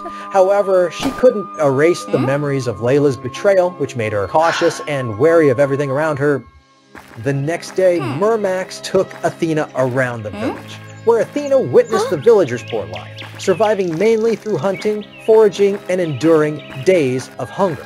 Some people were even homeless. They had to sleep in the cold night outside. Others, more fortunate, had tattered tents for some protection, but they were helpless against storms. Everything Athena had witnessed made her feel pity and compassion for the people here. After her journeys, Athena always felt pity for the suffering of the people. She wished she could do something to help them escape their hardships. She started to put effort into creating flood-resistant houses, inventing plows to help the people in farming, and various other wonders to improve the quality of life here. Thanks to Athena, everything in the region improved significantly, and people were no longer impoverished or struggling for food. The villagers honored Athena, and wherever she went, they all praised her. About the goddess Layla, despite having the powerful wings, she didn't receive the admiration of everyone, which made her really angry. Layla often irrationally vented her anger on things, even damaging Athena's past inventions. Time passed by, and Athena really missed her home as she watched birds soar freely in the sky and butterflies danced in the breeze. She continuously searched for the secret to creating her dream wings. She always had a desire to meet her family again. She diligently worked on creating her wings, never wavering despite the many challenges. In her heart burned a fierce flame that refused to let her give up on her dream. Mirmax admired Athena's talents and determination. Different from Layla, she even helped Athena hunt for the pure white swan feathers to accelerate the work. Athena wisely selected sturdy and flexible palm leaves to create a solid frame for her wings, allowing them to soar with the wind. But finally, the day Athena had longed for came. Through perseverance and overcoming countless obstacles, she successfully created a pair of miraculous wings for herself in the admiration of Mirmax. But fate had one more twist in store for Athena. On the night of her return, a significant event occurred. Suddenly, a dark smoke covered Mermax's house, stealthily targeting the wings, and the perpetrator was none other than Layla. It turned out the wings Layla had taken away from Athena was gradually losing its power. It wasn't glamorous anymore. While getting to know about Athena's miraculous creation, she immediately planned to steal it. As Layla was about to carry out her plan for a second theft, Miramax stopped her just in time. Miramax adamantly refused to give Layla the wings, as the laws prohibit Layla from interfering with humans. So, she needs to use the sweet words to fool Miramax. Miramax, if you help me this time, in exchange, I will give you a wealthy and comfortable life, free from the toil of making a living on those barren lands. With a really good offer for herself, with her kind nature, whether Miramax would agree, no one could expect that Miramax had given the magical wings of Athena to the traitor Layla. You can use these miraculous wings to fly away. I don't need your wealth and treasures. Leave quickly. With the unbelievable action of Miramax, Layla was so astonished. But because she had obtained the miraculous wings, Layla didn't pay much attention to it. Layla quickly put on the wings and arrogantly left with her stolen prize. You are all the ones I loved and want to protect the most, so why have you all betrayed me? It's Athena, as she was really furious. However, not as expected, Layla showed no signs of fear. Instead, she appeared cunning and shameless. Oh, Athena, my beautiful and talented friend, I never expected us to meet under these circumstances. I treated you well, but why did you do that?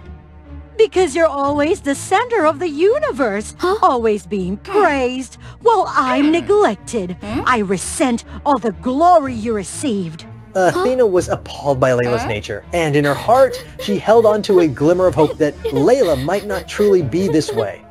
As for Miramax, the reason she gave her wings to Layla was because she was terrified of being alone and couldn't bear losing her dear friend, Athena. Her loneliness had driven her to make this foolish decision.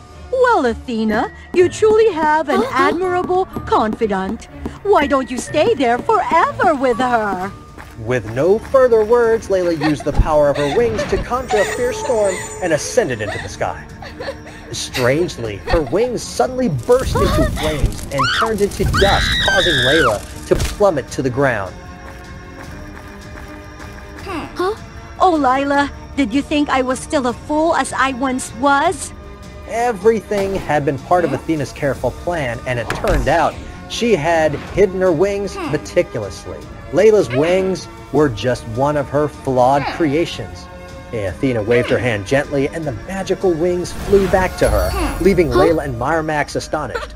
The high-ranking goddesses descended to witness Layla's misdeeds, and they were all disgusted by her actions. It was revealed that Athena had written letters to inform the other goddesses, detailing every aspect of the events. Layla, enraged and wanting to retaliate, found herself helpless as Athena and the other goddesses combined their magical powers, turning Layla into a tiny frog. With everything settled, Athena decided to return to the heavens to fulfill her duties as the goddess of wisdom. Miramax, though ashamed of the events that had transpired, found solace in Athena's gratitude. Thank you, Miramax, for your kindness during this time. I promise to come back to visit you and others in the future. Having said that, Athena, along with the other goddesses, flew back to Mount Olympus. Every spring, she returned to visit Miramax and her villager. As for the frog, Layla, she continued to hop from one field to another, but no one paid her any attention.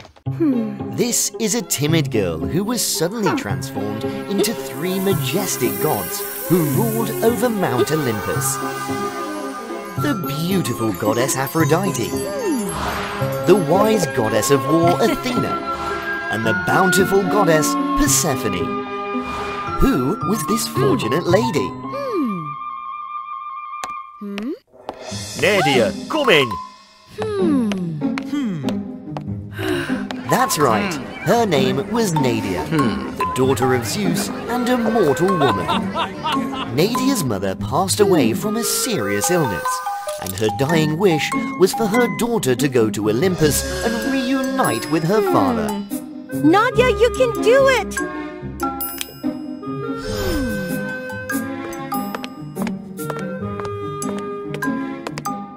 In the land of noble gods, a mere mortal girl was not warmly welcomed. Among her talented and beautiful sisters, she felt like an invisible presence at her own welcoming feast. Oh, adorable, Nadia. I heard you inherited the power of lightning. Let's see what you've got. I can't. She possessed a portion of her father's power, but she had never wielded it before. Everyone knew that Hera's purpose was just to embarrass her. Give it a try. Under the pressure of everyone, Nadia reluctantly tried to summon her lightning power. The demigod girl couldn't control the power, and chaos ensued at the feast. It wasn't until Zeus intervened that the destructive power was halted. That's enough. Quickly, bring the mirror illusion here. Nadia didn't know that her humiliation was just beginning. As per Olympus's tradition, each princess had to step into the mirror illusion and find her own crown. The other princesses were already making progress on their quests. Oh my, just give up. A demigod like her can't achieve anything.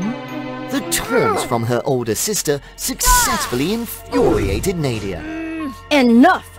Go back to where you came from. You're just a waste of time. Embarrassed and angered by the situation, Nadia couldn't hold back her frustration. I don't think I'm incapable. You and you! Yes, all of you! You were born into privilege without effort! What did you say? Silence! Do you really think that way, Nadia? Very well. I will make a pact with you. According to the pact, Nadia would have 4 chances to complete the challenges. Additionally, she would be allowed to transform into her 3 sisters: the goddess of love, Aphrodite, the goddess of war, Athena, and the goddess of harvest, Persephone. If she couldn't complete the tasks after all 3 transformations, Nadia would have to face the challenges without the protection of any god. And what are the conditions? Besides your strength, you must also bear the weaknesses of your sisters. More importantly, if you fail to save yourself, you will vanish forever in the illusion. Nadia, it's not necessary. Nadia felt a moment of touch, realizing that Persephone was perhaps the only one concerned about her. I agree. For her first transformation, Nadia decided to become the goddess of love, Aphrodite. From the moment she assumed the role, Nadia enjoyed the charm of being a beautiful and alluring goddess.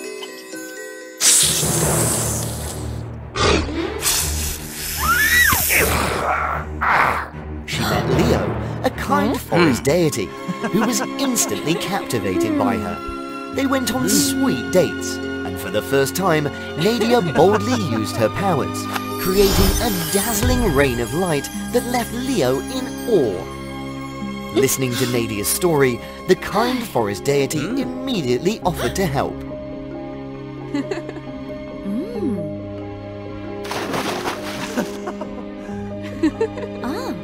Look, Nadia! It's the chest you've been looking for! Ooh! With his help, Nadia found her crown crest, but she didn't expect... Ha ha ha! I've been waiting for this day, you foolish girl! It turned out that Leo was a deceitful monster who coveted the power of the crown but couldn't open the chest himself. Taking advantage of Aphrodite's innocent love, he deceived Nadia. Thus, Nadia failed her first transformation. Ha ha ha! Look at her! Oh, the naive little girl. I won't give up! For her second transformation, Nadia became the goddess of wisdom and war, Athena.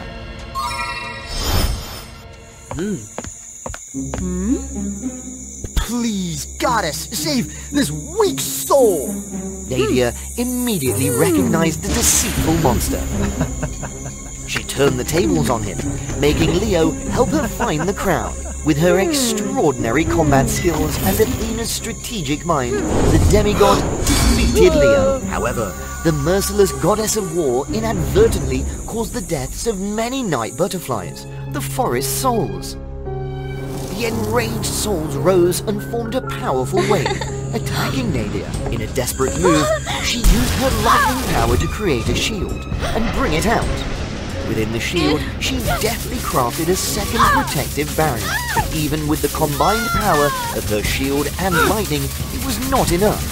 Nadia continued to fail in her second transformation. Now, she only had one option left, to become Persephone, the perpetually sorrowful goddess of harvest. In return, she would have a powerful and loving husband, Hades, the king of the underworld. Under Hades' influence, Nadia didn't need to exert any effort to find the crown chest. So I passed the challenge just like that? Was it that easy? My daughter. Are you my daughter? It turned out that the nearby cave used to be the home of a group of refugees who had lost their harvest season. An earthquake had tragically separated the mother and her child. She longed to see her daughter again, whether she was alive or not. I am not your daughter. Moved by the old woman's plight, Nadia felt compelled to do something. She thought about her journey, the power inherited from her father that had created the sparkling rain, destroyed great rocks, and so on. That power would surely help her save herself. Nadia decided to awaken her lightning power. But inside, there were only unfamiliar souls. The earthquake had taken the mother's life, and her daughter was forever lost. Famine and poverty had brought suffering to so many people. As a goddess of harvest, once abducted by Hades from her mother, Nadia couldn't hold back her pain and sorrow. She gave up the power of the crown to save the lands in distress.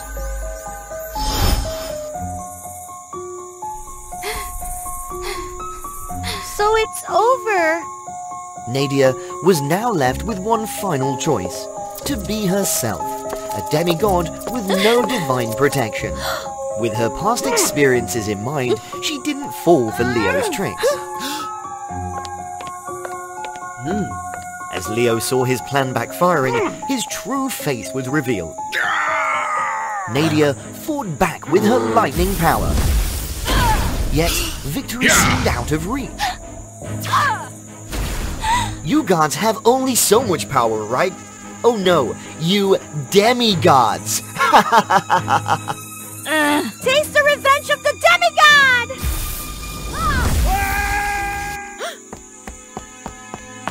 Nadia managed to escape the clutches of the demon Leo, but was soon exhausted and lost her way.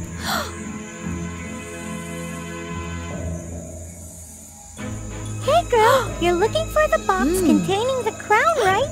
We can help you. Just help us defeat Leo. But it was difficult for me to escape from him. Then forget it.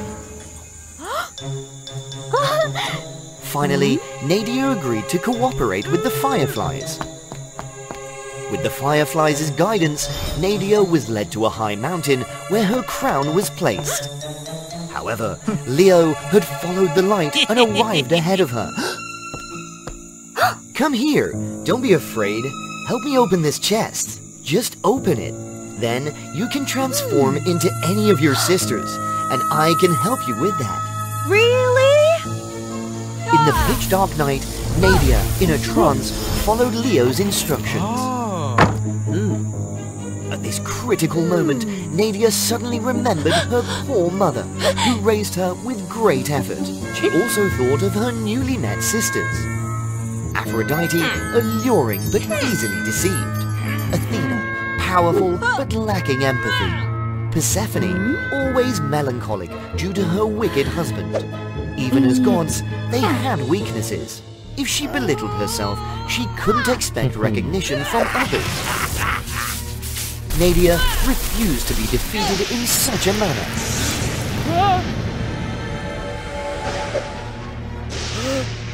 Don't you dare take my crown! She was determined to keep her promise to the Fireflies. No! No! The atmosphere at Mount Olympus grew tense. Nonsense! Zeus's unintentional display of power caused the sound from the feast to enter the illusion. Haha, I expected it to live longer. So weak. You're weak, not me! Nadia, I won't give up! As she saw the swarm of night butterfly chasing Firefly's light, she came up with a plan. Nadia closed her eyes, recalling her journey. The strength of her father passed down to her, which allowed her to create sparkling rain and form a shield of lightning, even destroying giant boulders. That power, combined with her unwavering determination, caused her to emit a radiant glow in the dark. The gods believed that she couldn't return.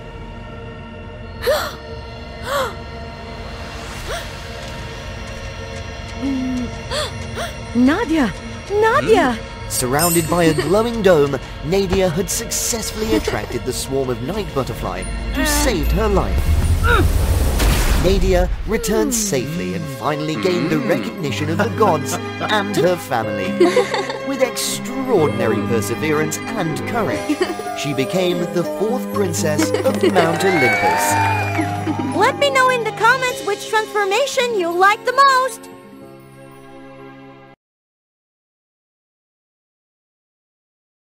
In a glamorous palace at Madara Kingdom, there lived a prince named Philip. He was well known for his bright and handsome appearance. The girls who met Philip were all enchanted by his charm. Oh, how handsome Prince Philip is! I wish I could be his wife. Druidess, the most wicked witch in the area, was not an exception. She continuously appeared by his side, sweet-talking and trying to lure the prince. If you agree to be my husband, I will grant you ultimate power that no one can match. Stay away from me. Don't waste your time. I have no feelings for you. After being rejected, the witch was extremely angry, but she couldn't harm the prince because she truly loved his handsome face. Near the palace, there lived a girl named Louise. She was the most beautiful girl in the village. Everyone had to be in awe of her beauty. Her husband was Adam, but he was chronically ill, which made Louise's life filled with worry and anxiety. She found all the possible ways to cure him, but Adam's illness got worse and worse. He was gradually weaker. In the most desperate moment, not knowing how to save Adam, the witch Druidess appeared and gave her a deal. I will cure your husband immediately, but in return, you must give me your beauty. How about that, beautiful girl? Although hesitant, Louise reluctantly accepted this deal because it was the only way to save her husband now. I agree. Please help my husband. He won't be able to stand it much longer. The witch smiled cunningly and took Louise's beauty away, turning her into an ugly girl. Blemishes appeared on her face, which even made everyone horrified while looking at her. After obtaining Louise's exquisite beauty, the witch joyfully gave her a magical potion and then quickly left. Louise hurriedly gave the potion to her husband, and to her astonishment, he woke up completely healthy. Overwhelmed by emotion, Louise rushed to hug Adam. However, to her surprise, Adam irritatedly pushed her away. Who are you? I'm your wife, Louise? No, my wife can't be as ugly as you are. Quickly go away. Louise was astonished. She couldn't believe her ears. Go away immediately and never appear in front of me. Meanwhile, Druidess Witch, after having a new appearance, she immediately went to find the prince with the hope that she could be able to seduce him. Now I have this supreme beauty. Will you marry me? Never. Give up that intention. Being constantly rejected by the prince, the witch was so angry that she lost control of her power, accidentally injuring him. Oh no, my handsome face. Luckily, he's still all right. The prince was so frightened, then he immediately ran away from the palace. Being exhausted, he fainted by a nearby stream. About Louise, after being chased away, she had to live temporarily in a cave near the stream. Looking at herself in the water, Louise became even more self-conscious. With this ugly face, how could Adam dare to come near me? Suddenly, from a distance, she saw the handsome Prince Philip, who was famous throughout the kingdom, drifting along the stream. Without hesitation, she rescued the prince and brought him to her place. She carefully took care of the prince there. Looking at the prince, she remembered her husband, Adam, and it made her heart ache even more. Surprisingly, the prince woke up, and Louise joyfully raised him up. Why am I here? I saw you drifting in that stream, so I brought you here. Thank you so much for saving me. You are truly a kind-hearted girl. Since his health hadn't fully recovered, the prince had to stay in the cave with Louise until he recovered. After several days of being together, Philip felt that Louise was an incredibly kind girl, and he gradually had feelings for her. Getting to know Louise's story, he felt even more sympathetic and wanted to cover her. Would you like to be by my side? We can be together and take care of each other for the rest of our lives. Louise was surprised by the prince's feelings, but she firmly rejected, as her heart remained loyal to her husband, Adam. Thank you for your sincerity, but I can never betray my husband. Although he was very sad, the prince wanted the one he loved to be happy, so he thought of a way to help her. He took Louise back to the palace, had her dressed up, and had her hair and makeup done, making her look more beautiful than ever. Louise thanked the prince and hurriedly left the palace, went back to find Adam. Prince Philip watched her go, feeling sad, and silently wished her happiness. With her beautiful appearance, Louise met Adam and made him really surprised. Wow, Louise, my beautiful wife, you're back? I missed you so much. Suddenly, a heavy rain fell, washing away the makeup on Louise's face. Adam was really shocked while seeing the blemishes on Louise's face reappear. He changed his expression and scornfully mocked Louise. Are you trying to deceive me? No, it's not what you think. But Adam refused to listen, continuously ridiculed her, and chased her away once again. She left with sorrow. Little did Louise know that Prince Philip had been following and observing everything. Seeing her suffer because of Adam, he was even more hurtful. Suddenly, a woman approached the prince. Well, it's a pity. If that girl had the rainbow flower from the top of Annapurna Mountain, she wouldn't have been rejected like that. What are you saying? Explain it clearly. Sir, on the faraway peak of Annapurna Mountain, there is a mysterious rainbow flower. Whoever possesses that flower will become incredibly beautiful. But that flower is not easily picked. Only those with high nobility can touch it. After knowing that, for the one he loved, Philip immediately set off. The way to Annapurna Peak was really challenging and dangerous. The prince had to pass through the hottest area, following by an icy and bone-chilling path. After reaching the treacherous peak of Annapurna Mountain, finally he found the rainbow flower. Having obtained the flower, the prince hurriedly returned to give it to Louise. Why are you here? As the prince placed the flower in Louise's hair, a radiant glow emitted from her body, and her beautiful face also returned. Louise quickly went back to find Adam without noticing the prince now had a blemish on his face, just like hers. Louise stood before Adam, looking breathtakingly beautiful. Strangely, Adam burst into laughter and turned into the Wicked Witch. You are all fools.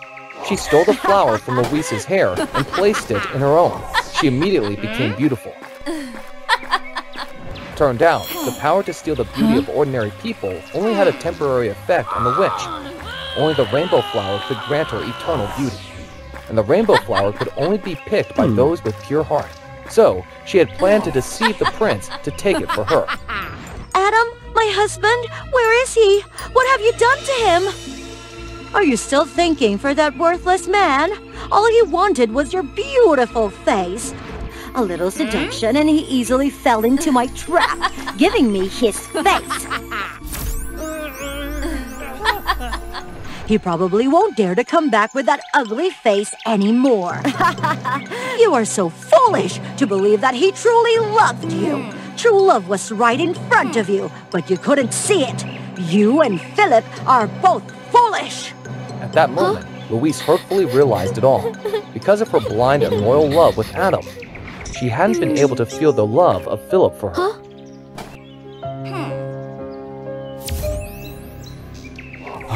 Then, the Malice Witch used all of her hatred and magic power to finish Louise. Prince Philip rushed in from nowhere to cover her. What are you doing? Why protect someone who doesn't love you? I've done everything, but you always rejected me. A dangerous and cunning person like you will never deserve love. No matter how beautiful your face may become, you're still a wicked person who makes others feel dreadful. All right, then you two can love each other in hell. Then she cast a spell to finish them. However, the rainbow flower was suddenly darkened. It turned out that the flower contained a magic that only worked on those of pure heart.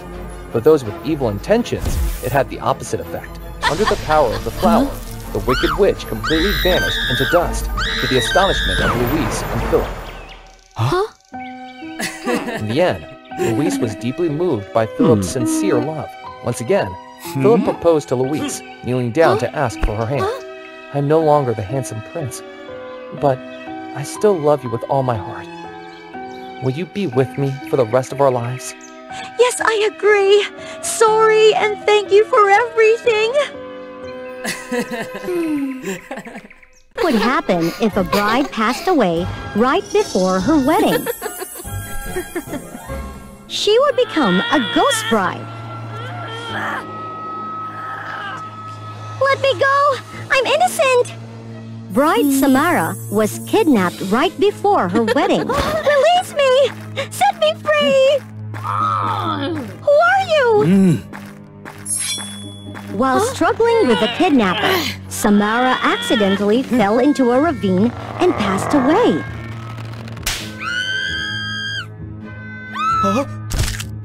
Descending to hell, Samara cried out for justice, but in vain. Death and the king of hell believed they were not at fault.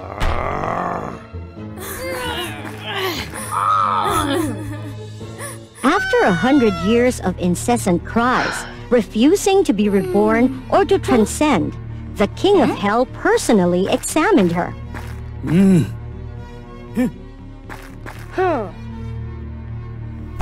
Subscribe to the WOA Fairy Tales channel so that we can reach 1 million. You, demon! This is the narrator's script. Bring me the Book of Death! The king of hell had indeed made a mistake. Samara had departed earlier than scheduled in the Book of Death. However, he couldn't resurrect Samara. She had too many attachments, consumed by both hatred for the kidnapper and regret for not having a happy wedding.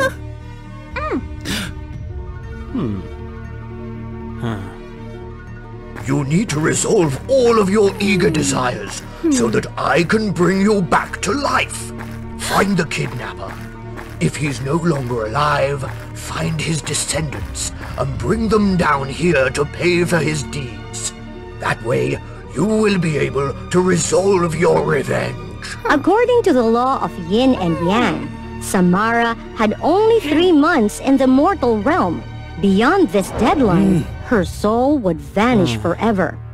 Wandering on the earthly realm for a few days, Samara witnessed an unjust scene. The poor artist Norman, bewildered, couldn't understand why he was being chased by the nobleman Jack.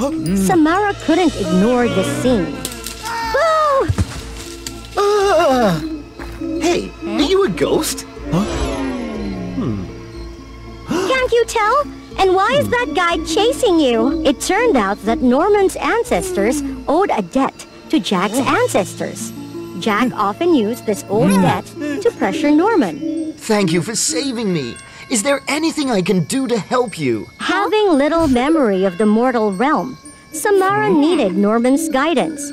But there had to be a connection for the ghost to coexist with the living, a way to create a yin-yang bond. How about you marry me? What? Of course, Norman couldn't agree to such a thing. And so many unfortunate events began to unfold from the moment he refused Samara.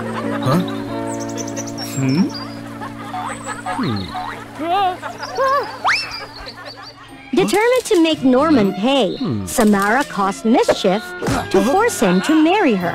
Eventually, Norman couldn't bear it anymore.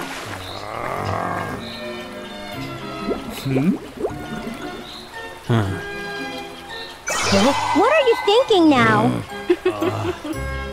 Dealing with ghosts and demons was highly forbidden, and poor Norman had no choice but to have a ghost wedding with Samara. So, do you agree to marry the bride? No, yes, I mean... If you don't agree...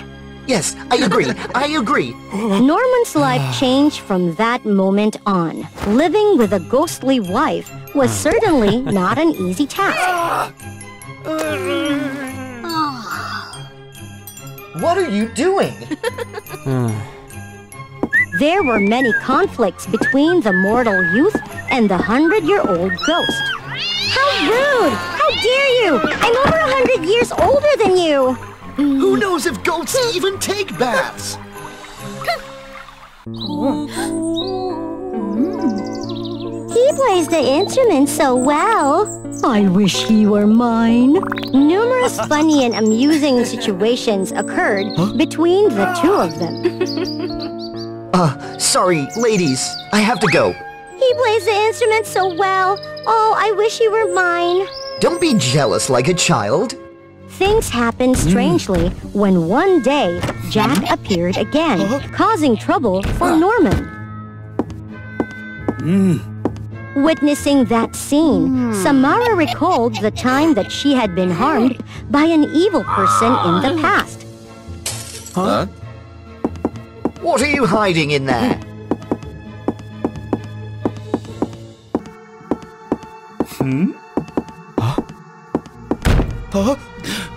Open the door, or don't blame me for being wicked. You'll see. Handsome guys, come here with me. Come closer and see. Don't leave me alone. Jack was terrified that he ran away. Moved by Samara's kindness, Norman started to make an effort to understand her more. Norman's life became less difficult without Jack's harassment. Samara also helped Norman find evidence so that he could report Jack's crimes to the royal court. As for Norman, he enthusiastically helped Samara find the descendants of the kidnapper. Every time Samara felt sad thinking about her past life, Norman was there to listen to her. A love between a mortal and a ghost slowly blossomed between this couple. However, nearly 3 months of searching for the sword brought no results for them. Still nothing? As the sun rises, my time is also running out. I may have to leave forever. Isn't there any other way? Norman, there is something I have to tell you. What is it? No, forgive me. I just passed by unintentionally. Something familiar caught Samara's attention. He ran away. Let him go. What were you gonna say? Is that sword his? It's his family's sword. Last time, he was scared and ran away. So, he must have taken it out to use temporarily. That sword belongs to the one who kidnapped me! Oh, he is the descendant of the one who kidnapped me! I never expected that! Oh, thank you, Norman! I will return to you! Hey! Samara quickly pulled Jack's soul down to be judged by the King of Hell. But just as Samara was rejoicing, thinking about her resurrection. Not this person. What? It can't be! I'm certain! That sword belongs to the kidnapper! It's his family heirloom! Jack is his descendant! Jack is... This sword, it wasn't originally mine. Then who does it belong to? no! My grandfather confiscated it to collect the debt from Norman's grandfather.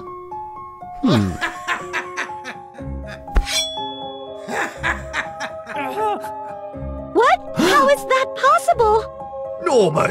Ah, here he is! Right, that's him. He's the one. He's your ancestor. Norman is the one you must seek revenge on.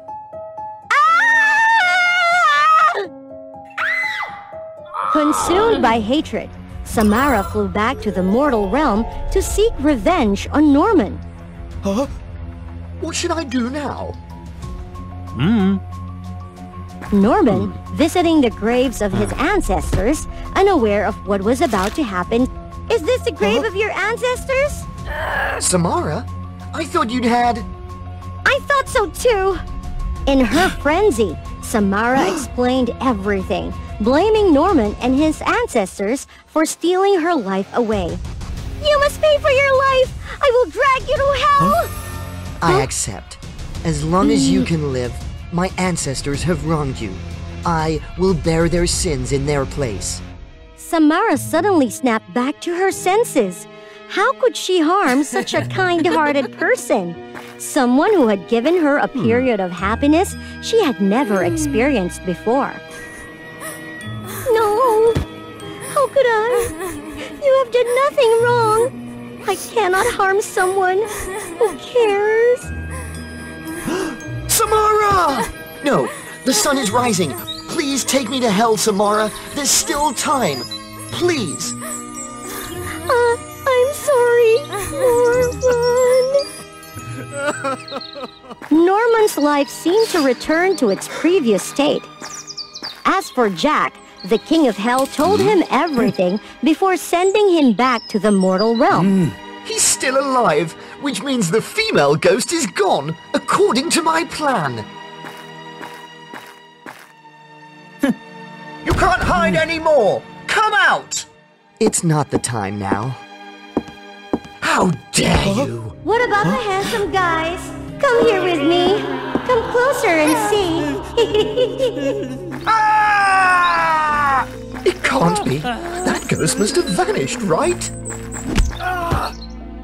Oh, you, Jack? We received a complaint about you.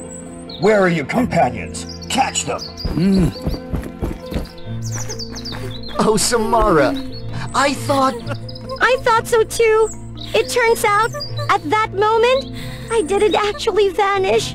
When I forgave you, I no longer had any trace of resentment. I also have a happy marriage with you, something that was taken away from me, so I no longer hold any grudges. The King of Hell called me back for rebirth. But you've been down there for so long. Your loved ones are no longer here, aren't they? Perhaps, I guess. Or maybe you should stay here with me. But Will you agree? I agree! And from that moment on, they lived happily together, forever and ever. At the end of every October, the people of Mexico celebrate the Day of the Dead. The bridge between two worlds would be opened on this occasion, allowing the departed souls to reunite with their loved ones. In the previous Day of the Dead, Luciana met with a mishap while attending the festivities with her parents, Mr. Sanchez and Mrs. Ophelia. When she woke up, Luciana couldn't find her parents anywhere. To her horror, she realized that she had passed away and was transferred to the realm of the dead. The world of the dead was a reflection of the living world.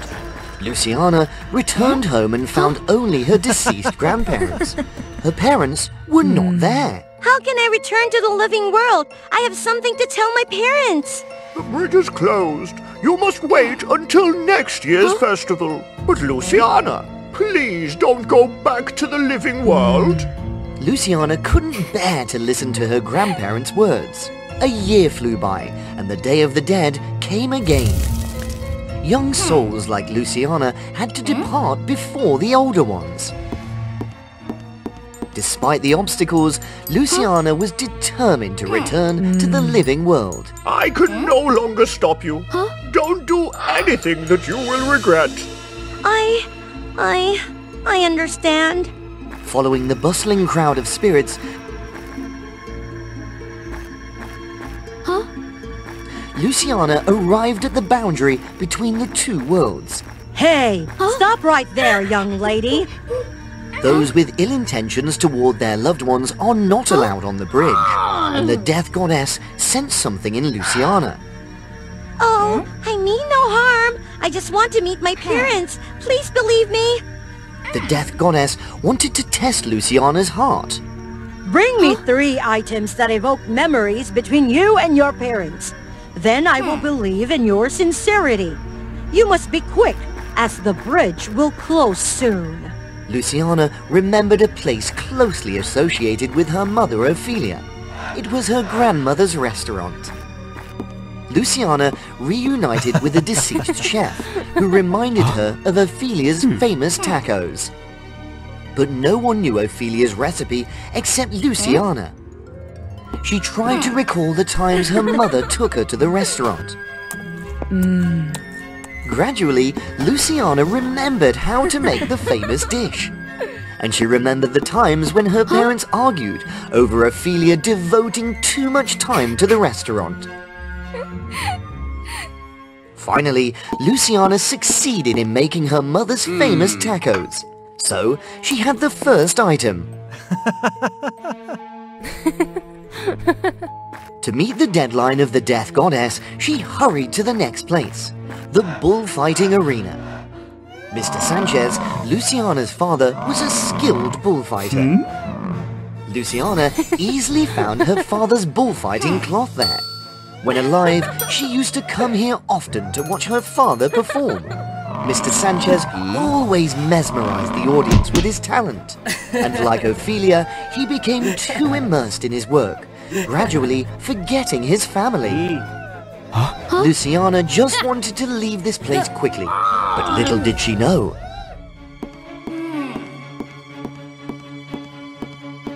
Entering the arena was easy, but leaving was not simple at all. She had to defeat the bull to take the cloth. At that moment, memories of her with her father rushed back. Deep in her heart, Luciana always admired her brave father. She recalled those graceful movements and successfully reenacted his legendary victory. There was still one last item, and Luciana had to hurry as time was running out. She had to return to her home because her grandfather held this item. Luciana needed her grandfather's guitar. When they were happy, the whole Luciana family used to sing along with the guitar. But since her parents started quarreling, everything changed. Luciana recounted everything and begged to take the guitar. Although her grandparents were hesitant, seeing the other 2 items made them feel that Luciana had changed. Here it is. Don't do anything that will make us regret. Grandfather, I know. I understand. Luciana, with all her strength, ran to the bridge between the realms of the living and the dead. She arrived just in time and completed the challenge of the Reaper. You can pass, but don't do anything that will make you regret. The words were just like those of Luciana's grandparents. If she wasn't mistaken, her parents would be gathered around her grave, which she had never seen before. And that was indeed the case. Mom! Dad! The death goddess was not wrong. I'm sorry. I'm sorry, my child. It's my fault. It's my fault. There was something deeply unsettling in Luciana. The Luciana family was never happy. Her parents' quarrels happened continuously. During the previous festival, they had quarreled while driving a carriage.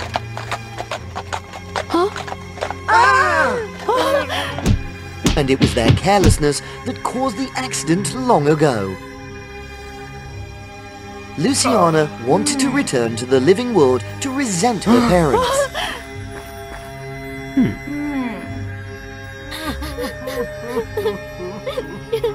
That was the evil intent that the Death Goddess mentioned. However, through the Death Goddess's challenge, the happy memories soothed Luciana's hatred. What Luciana needed to do was not to blame. I forgive both of you. Luciana freed her parents from their burden, and she freed herself from the pain of hatred. When she ascended to the living world, General Eric returned home in the midst of a storm, only to be disappointed.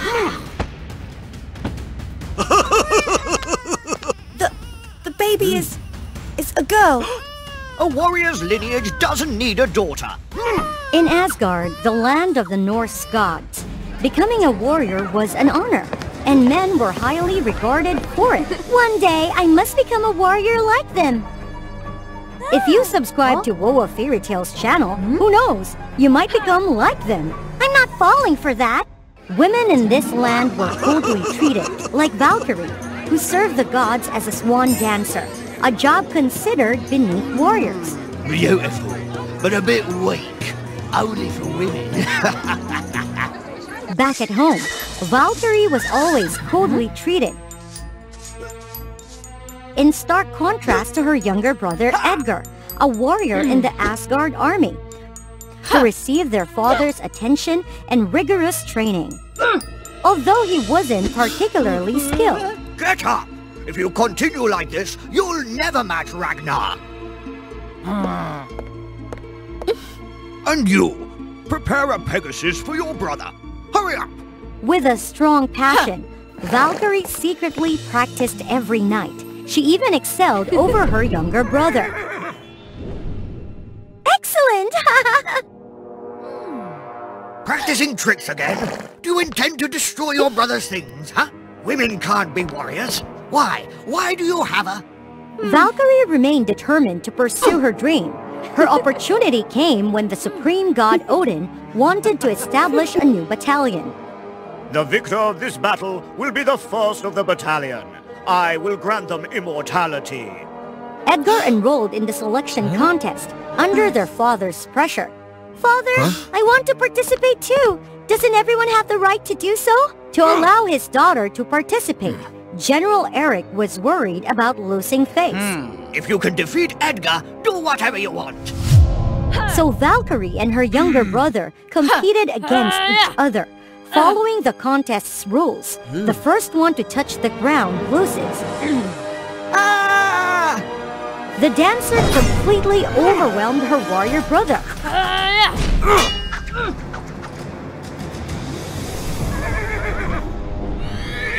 But just when she was about to launch her final attack, Edgar, defeat her! How can a fragile girl like that become a warrior? She got distracted, and Edgar only needed to save his strength to secure victory. I told you, so weak. Just accept it. However, Edgar wanted his sister to impersonate him in the competition. Father forced me into the army. I don't have the qualities. I just want a normal life.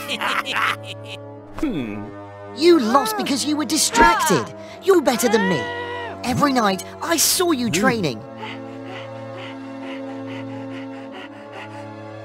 If you win, everyone will acknowledge you. You're strong. I'm sure you can do it.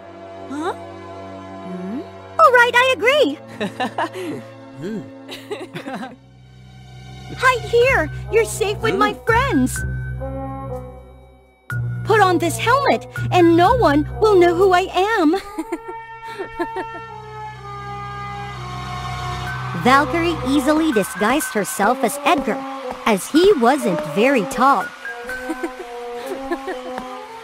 Ragnar, who often bullied Edgar, took notice of her. So, you dare to compete, Edgar? Her helmet fell off, revealing her true identity as the swan dancer. Oh my god, look at this! General Eric's family is out of men, so they had to send their daughter. Huh! Valkyrie, come back! Come back immediately! How dare you! No!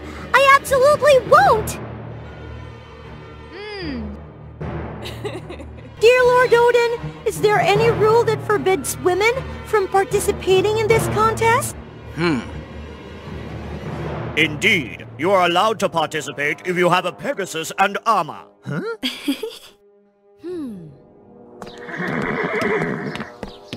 Eric demanded Edgar's Pegasus and armor back from Valkyrie.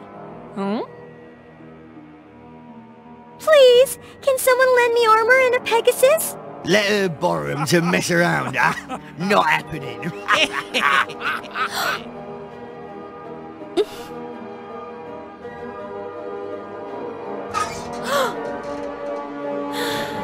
Father locked up all the armor!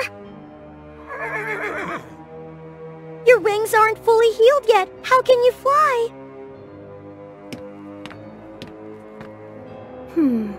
How can I wear these shattered pieces of armor?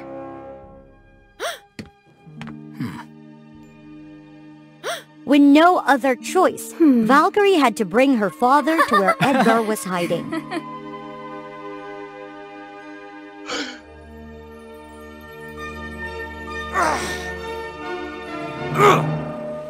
So disappointing. Unbearable. Are you really my son? In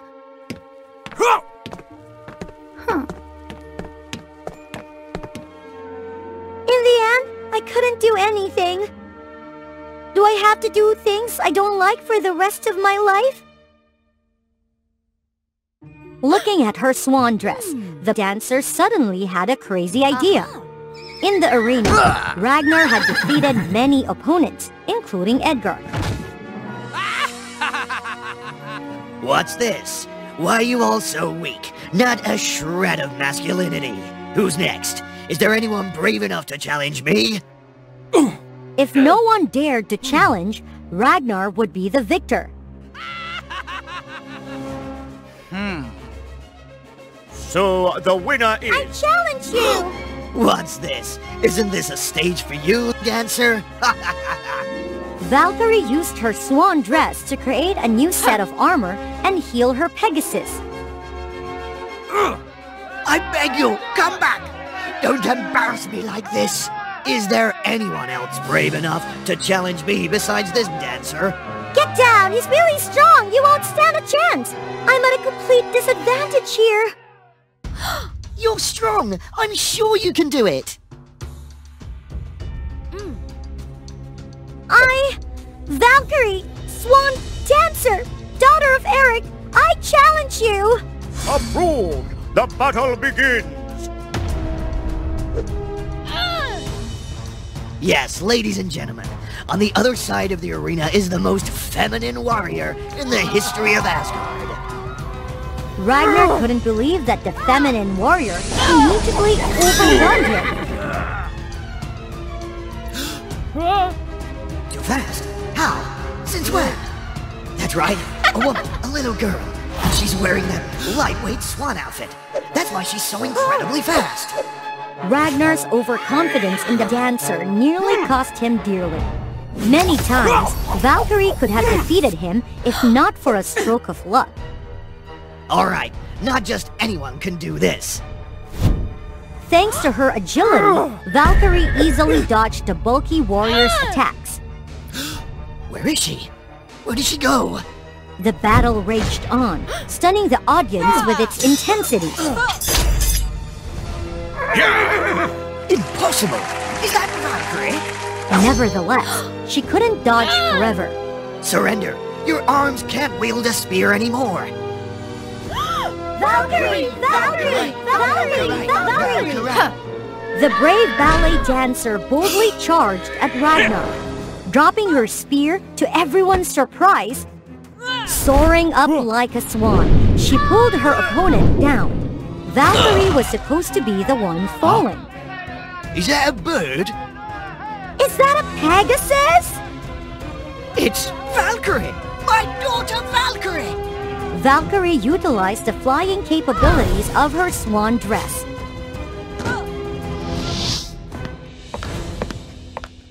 She didn't let her victory make her arrogant. Let's cheer for Ragnar, a strong and brave warrior!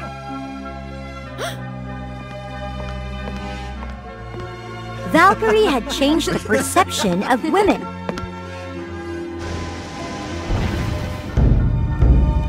And the winner is...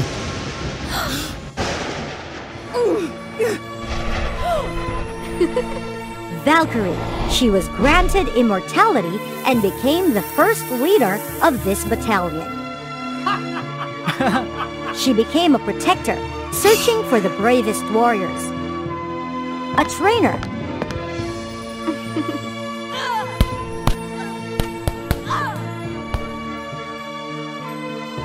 Many women became warriors under the battalion named after her. March on, Valkyrie Battalion! The angels possess magical feathers, the most important ingredient to create the dust of dreams. With just the dust of dreams, humans can attain anything they desire.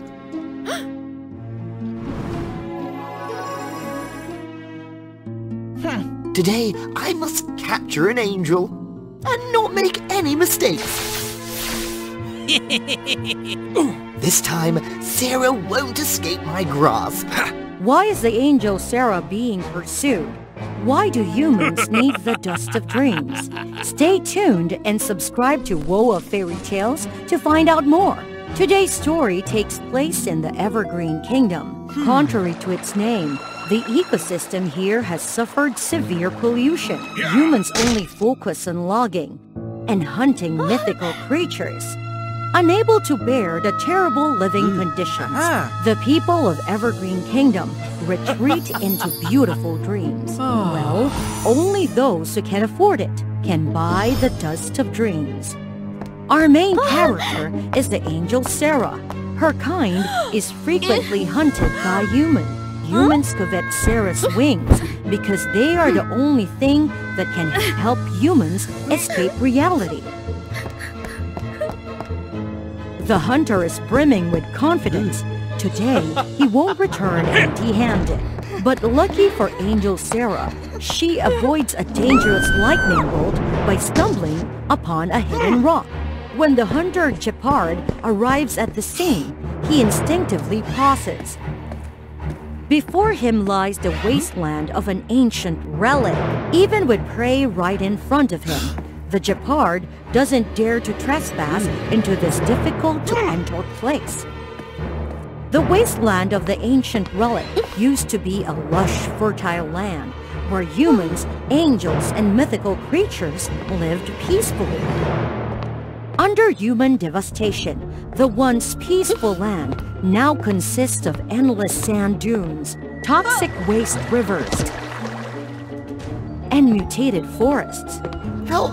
Someone, please help me! Angel Sarah spots a one-horned unicorn trapped in a magical snare and unable to move. This snare is one of the souvenirs that humans left behind in the wasteland before departing. While observing, Sarah notices that this one-horned unicorn is special. His horn is broken. Only when she's sure there's no one around does Sarah approach to dispel the magical snare, freeing the injured unicorn. Sarah was about to leave immediately, but the unicorn didn't like that. Let me go! No? Please, let me go, or you will be harmed! Sarah always felt alone, because she was constantly hunted, and anyone who befriended her suffered consequences. I want to go with you! Sarah is completely surprised. Angel Sarah has broken wings, and Sparkly, the one-horned unicorn, has a broken horn. In this wasteland, they are safer together. Plus, if Sparkly can find his horn, he can help heal Sarah's broken wings. Angel Sarah realizes that Sparkly, the one-horned unicorn, often has nightmares. she uses her magic to enter Sparkly's dreams. Here, she realizes that Sparkly is just like her. He is hunted by humans too. And he is also lonely.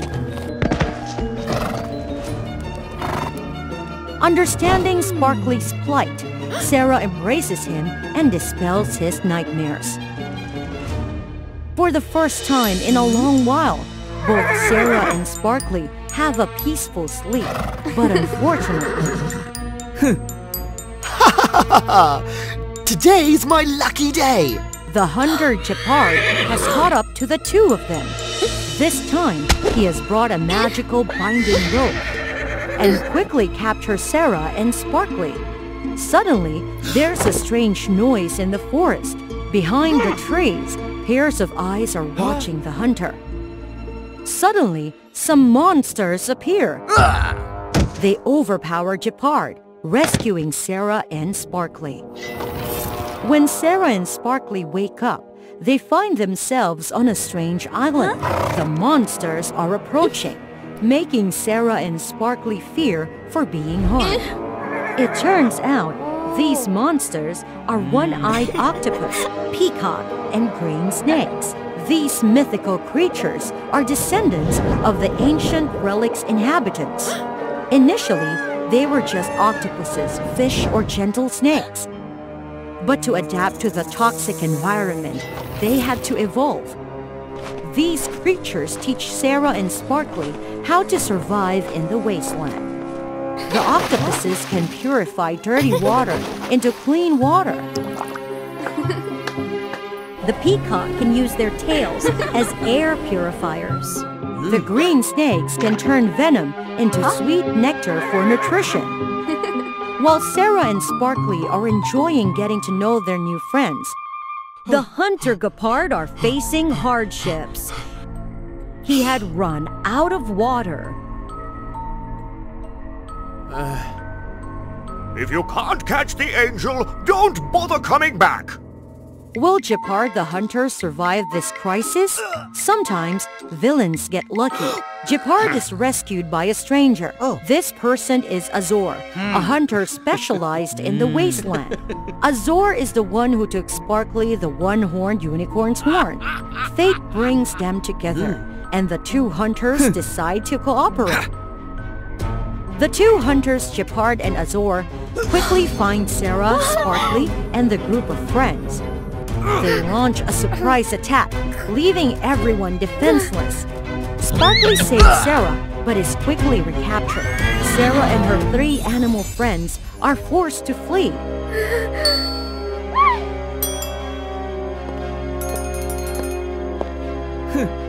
Why did you take my horn?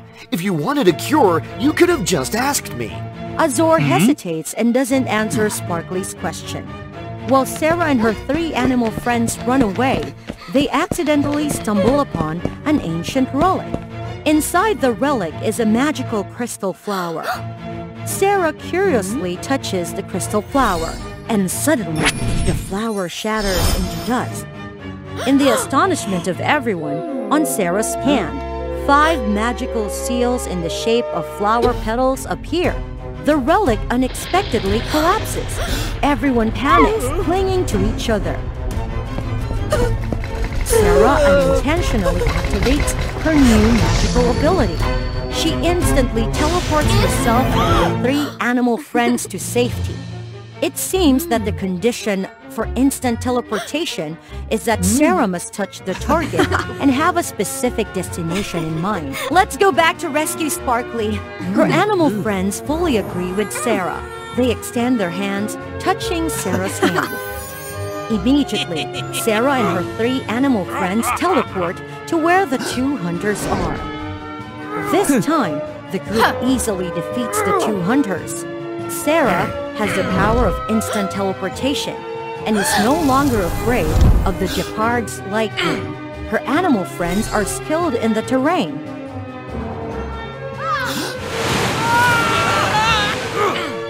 Quickly overpowering the 2 hunters and Azor and Jeopard.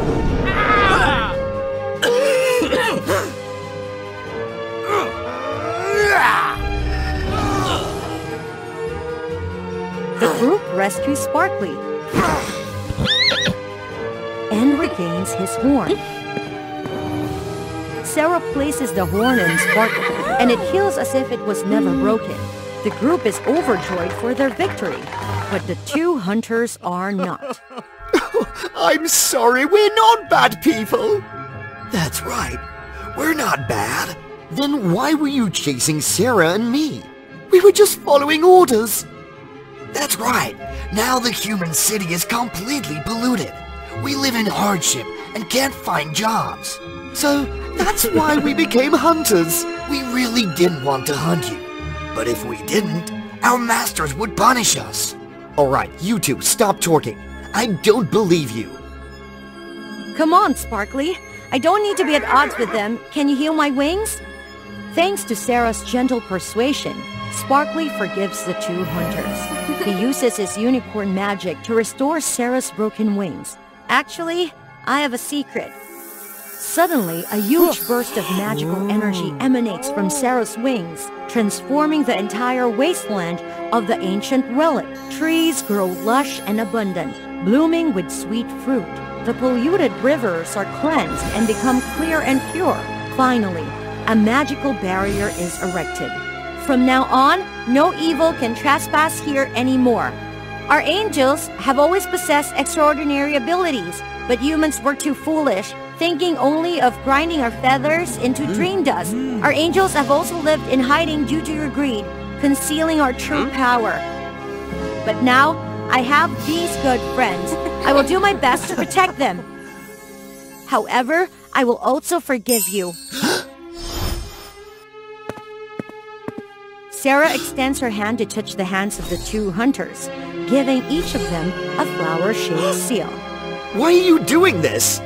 I believe there's still good people out there. Come back here when you've learned to appreciate the beauty of nature. The two hunters, Gepard and Azor, quickly depart.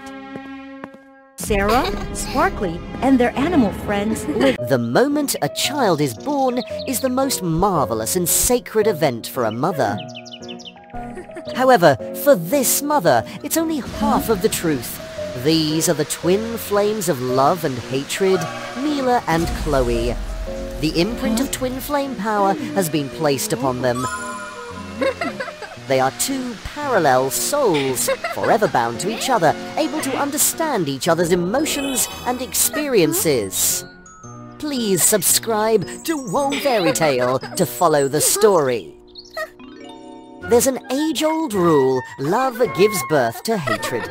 And for every 10 children born of love, there will be one twin sibling born of hatred.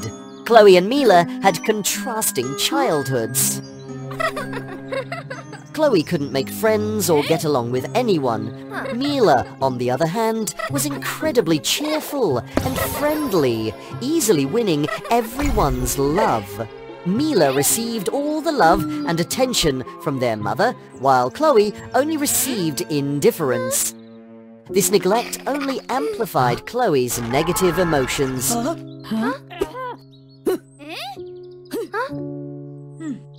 Mila always tried to comfort Chloe, but it couldn't diminish her sadness. Unfortunately, the twins' mother passed away in an accident, leaving them with no one to lean on. Despite their different personalities, their twin flame connection prevented them from abandoning each other.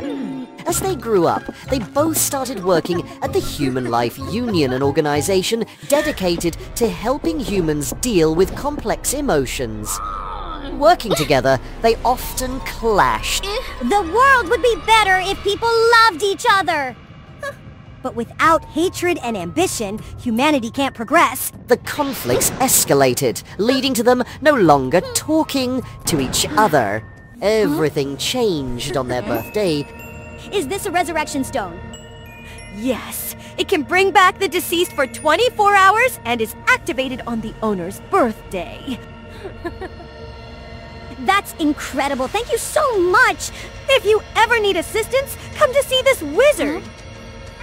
Mila wanted to see her mother again.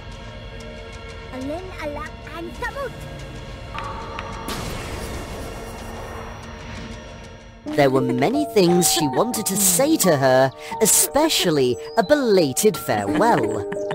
However, this stone belonged to dark magic that Mila was not familiar with, and she couldn't complete the resurrection spell.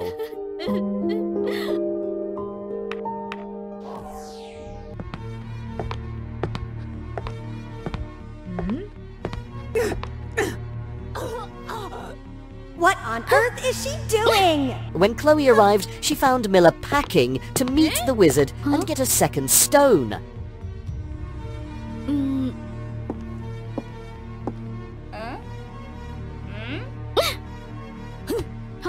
You're insane! Why resurrect that wretched human? You know how much pain she caused me. But I loved our mother unconditionally. And I believe deep down you still have some love for her, right? Come with me! Chloe hesitated and reluctantly agreed.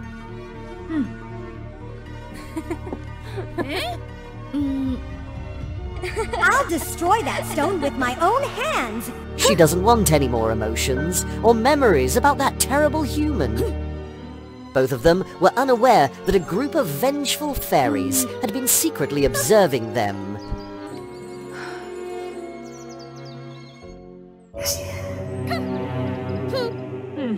They entered the human world and inquired everywhere about the whereabouts of the wizard. Despite the time constraint, Mila continued to help people. Her abilities helped a child find a passion for soccer.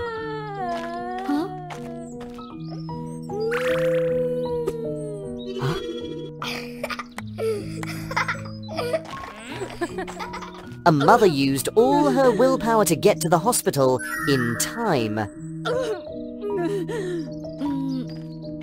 Two lovers overcame their differences to be together.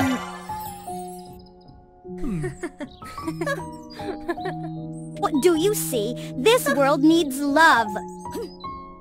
But it also needs hatred and ambition. Chloe helped a girl stand up against bullies.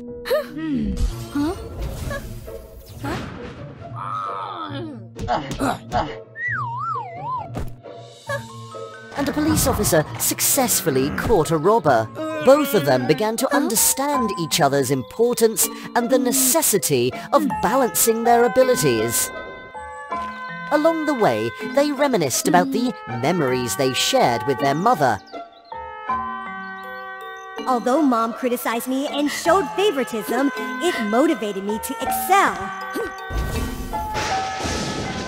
And Mila has always been there, never abandoning me. Finally, they met the wizard. The stone has already been purchased by someone else, but I can create a new one from your angelic wings. I agree. You're being selfish. If you lose your angelic wings, you can't help anyone anymore. And all for a few hours with Mother. It's not worth it. But love makes me blind. It makes me selfish. You wouldn't understand. Huh?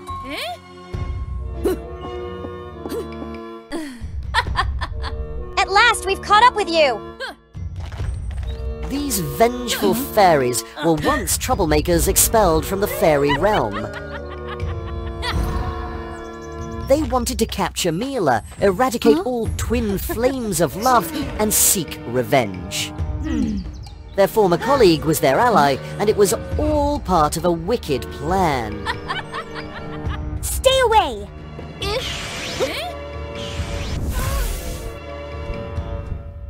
In the process of fleeing, Mila's angelic wings were torn, and time was running out. With her wings in tatters, she could no longer use them for the resurrection spell. Those malicious fairies were relentlessly pursuing them. Have all our efforts been in vain? The last time I saw her cry like this was when... Please don't cry anymore!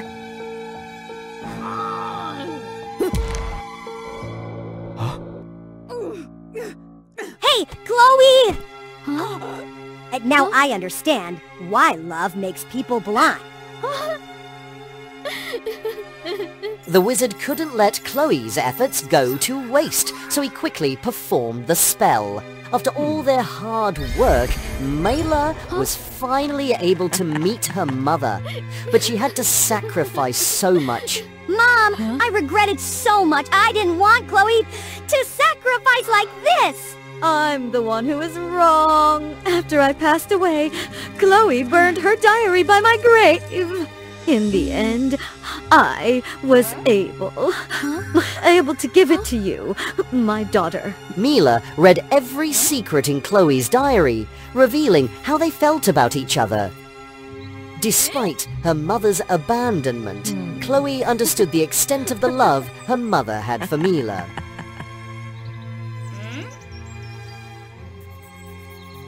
She consoled herself with that borrowed love.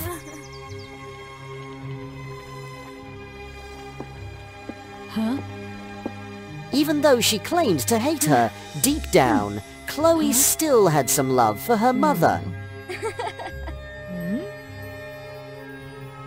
Chloe had a list of things she wanted to do with her mother, but couldn't due to her indifference. Reading that list, Mila was touched to realize that Chloe had become a second mother to her.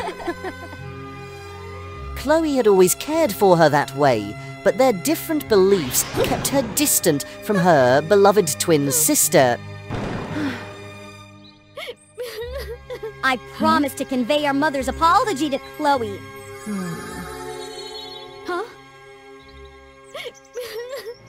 At that moment, the vengeful fairies stormed into the cave.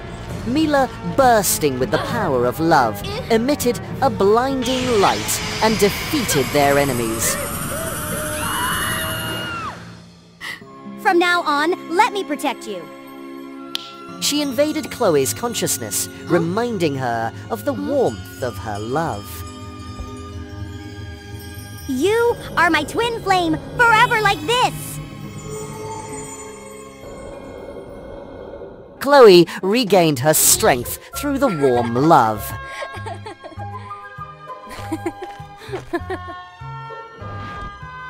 From that moment on, the two sisters lived happily together.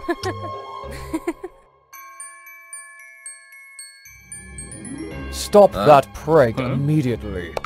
Yes, that castle is the dwelling place of the spirits. There you go being strict again, Frost. The owner of the castle, as well as the cold and strict steward, is the witch Luna. Frost's life depends on the owner, and if he goes against what the owner asks, Frost will be punished. Before Luna, Frost served many generations of owners, but they all shared one common trait, the passion for power, which eventually led to their downfall at the hands of authority. One day, Luna suddenly disappeared and never returned. Until the castle received a new owner, Frost had to continue guarding and protecting the castle. Without the breath of its owner, the castle was already eerie.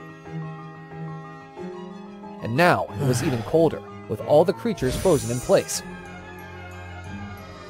Then one day, with his sharp ears, Frost heard the incessant crying of a child. The crying was getting louder, and Frost couldn't bear it. So, he had to search for its owner. You unlucky child. You must be the one that villagers sacrificed to the demon. Humans are so selfish. Stop crying! Do you believe I would... Faced with the innocent and cute smile of the child, even though Frost had threatened her, his icy heart was touched, and he sighed and brought the child back to the castle. As soon as the baby let out a crisp laugh, the castle was infused with vitality, and all the creatures woke up and accepted the child as their new owner. And so, after a very long time, Frost had a new owner. He gave her a grand and powerful name, Scarlet. Scarlet grew more mischievous and cunning as she got older. She was always curious about her identity and the appearance of the steward by her side at all times.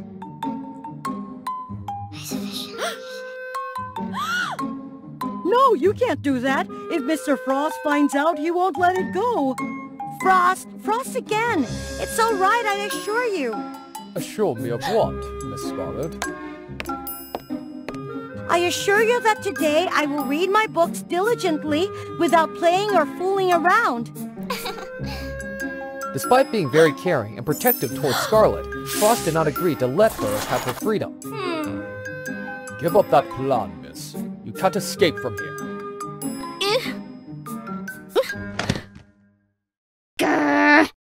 Aren't I the mistress? My request is to leave. I want to know the source of my origin. Impossible. I will never... Ah! When he didn't comply with the mistress's wishes, Frost would be punished. But he accepted the pain to hide the truth that Scarlet was an abandoned child, avoiding harm to his mistress. So, miss, will you give up on the plan as promised? Why give up? I must see it through. If Frost doesn't know, he won't feel any pain. Every day, Scarlet secretly investigated different rooms in the castle, believing that one of them would help her learn about her identity. Wait a minute, why am I doing this? Aren't all of these things already mine? Thanks to these secret explorations, Scarlet's daily life became more enjoyable and exciting. Of course, everything happened while the steward Frost was busy with work.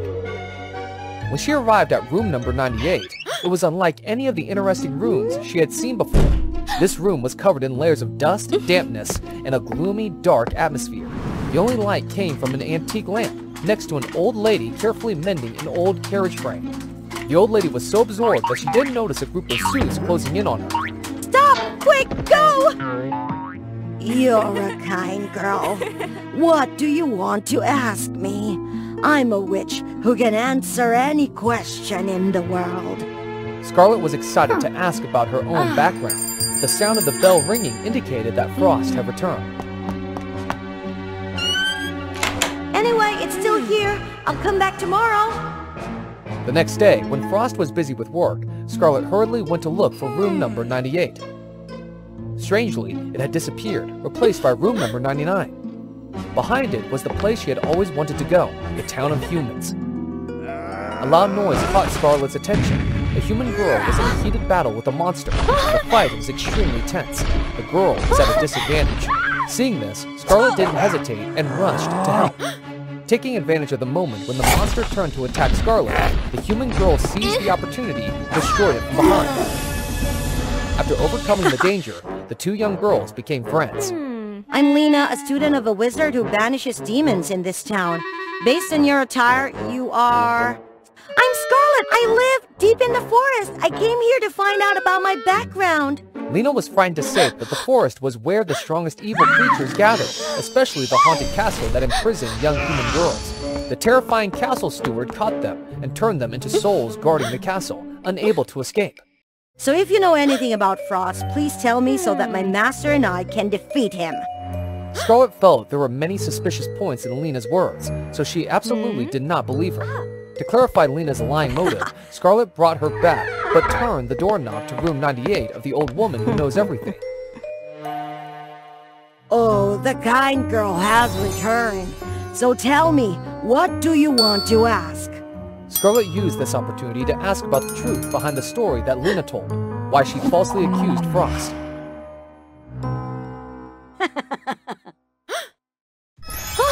The story goes that the witch Luna, the former owner of the castle, had a sister named Lena. As Luna did well, she became the owner of the wealthy and dark castle, while Lena, with her bad nature, lived in poverty. She was not content, so she trained in dark magic day and night to defeat Luna, taking everything from her sister.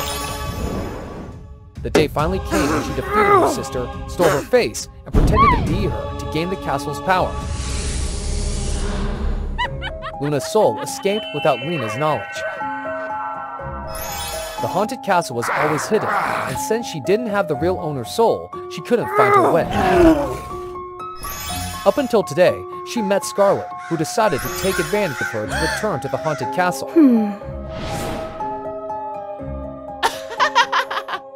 As the story concluded, the old lady vanished.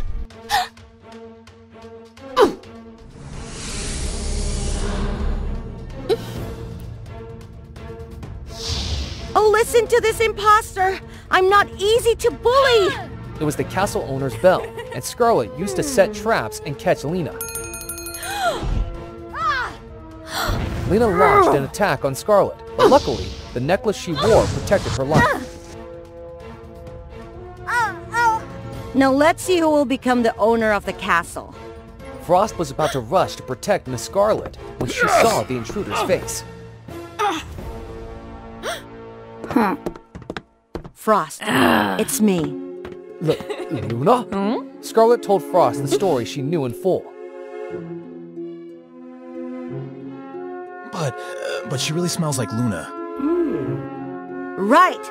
I'm the master of all of you. Come back to me quickly. Hey! Remember this? I'm the master of all of you now, got it?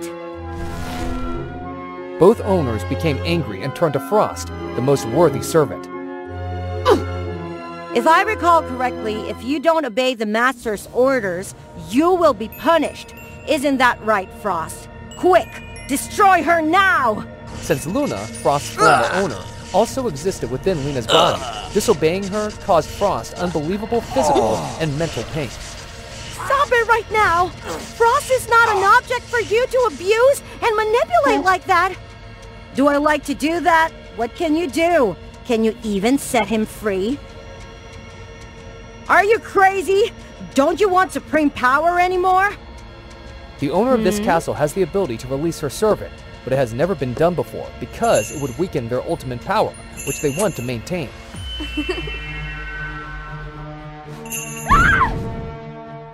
Oh, mighty and dark castle! In the name of the castle's owner, I declare that from now on, Frost will be free! He will not be subject to anyone's orders!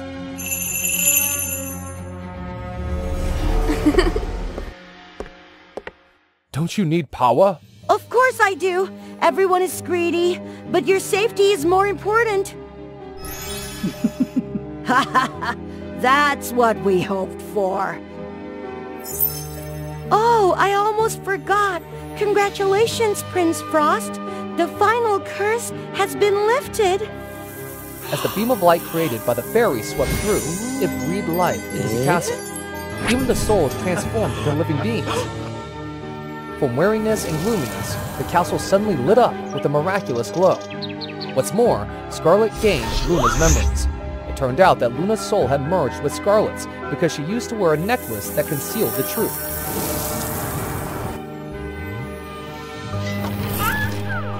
Amidst the castle's colorful transformation, Frost, the steward, was no exception. Formerly a prince and owner of this castle, his arrogant nature inadvertently led to his punishment by a fairy who made him serve others as a steward. Finally, a voluntary owner has freed you, my dear Frost. All thanks to you, Scarlet. Oh, wait.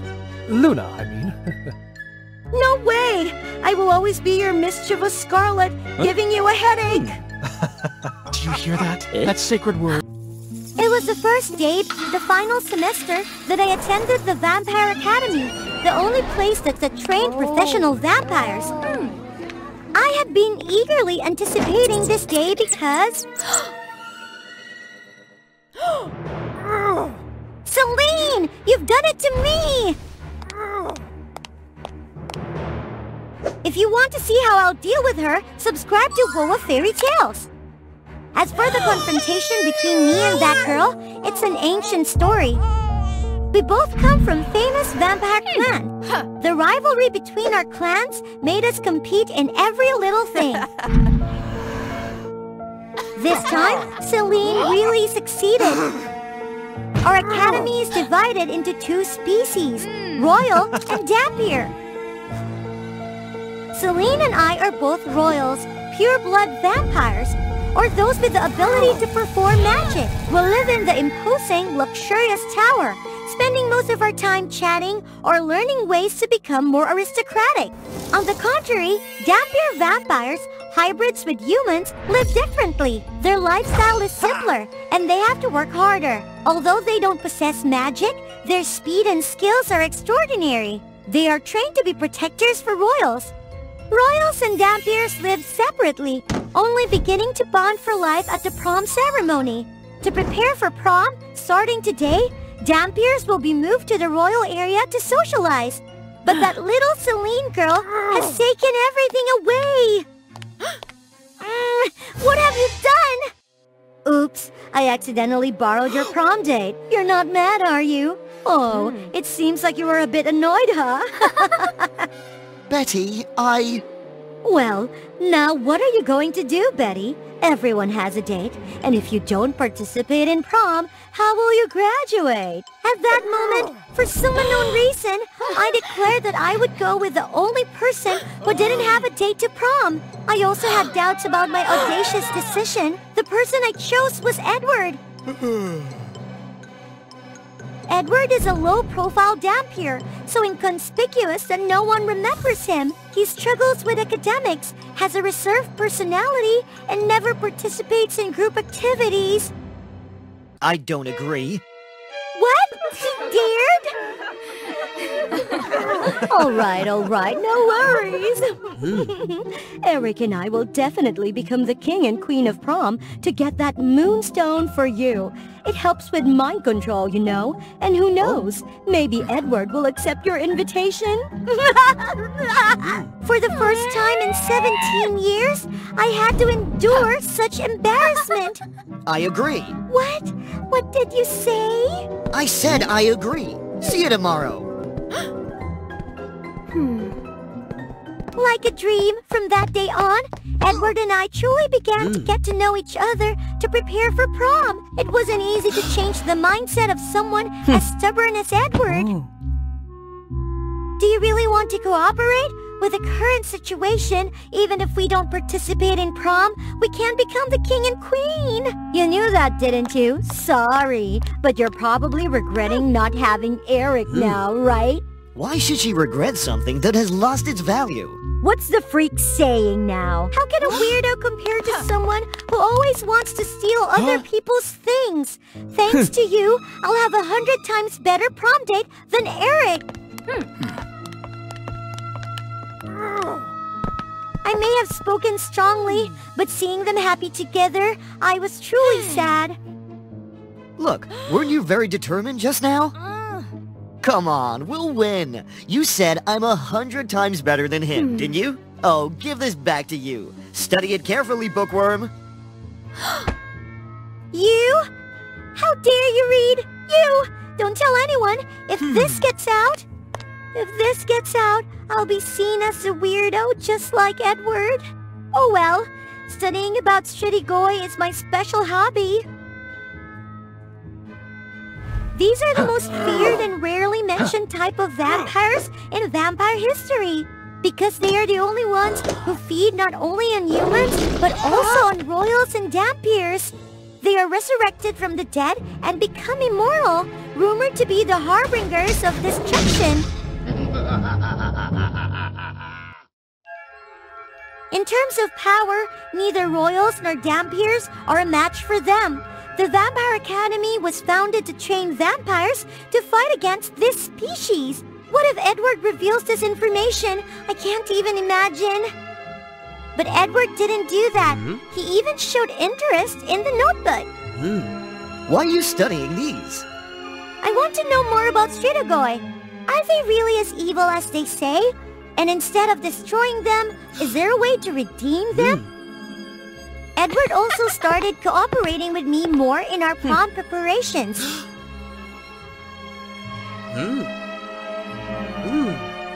We had a fairly, enjoyable time. And I realized that I might have started to like him a little.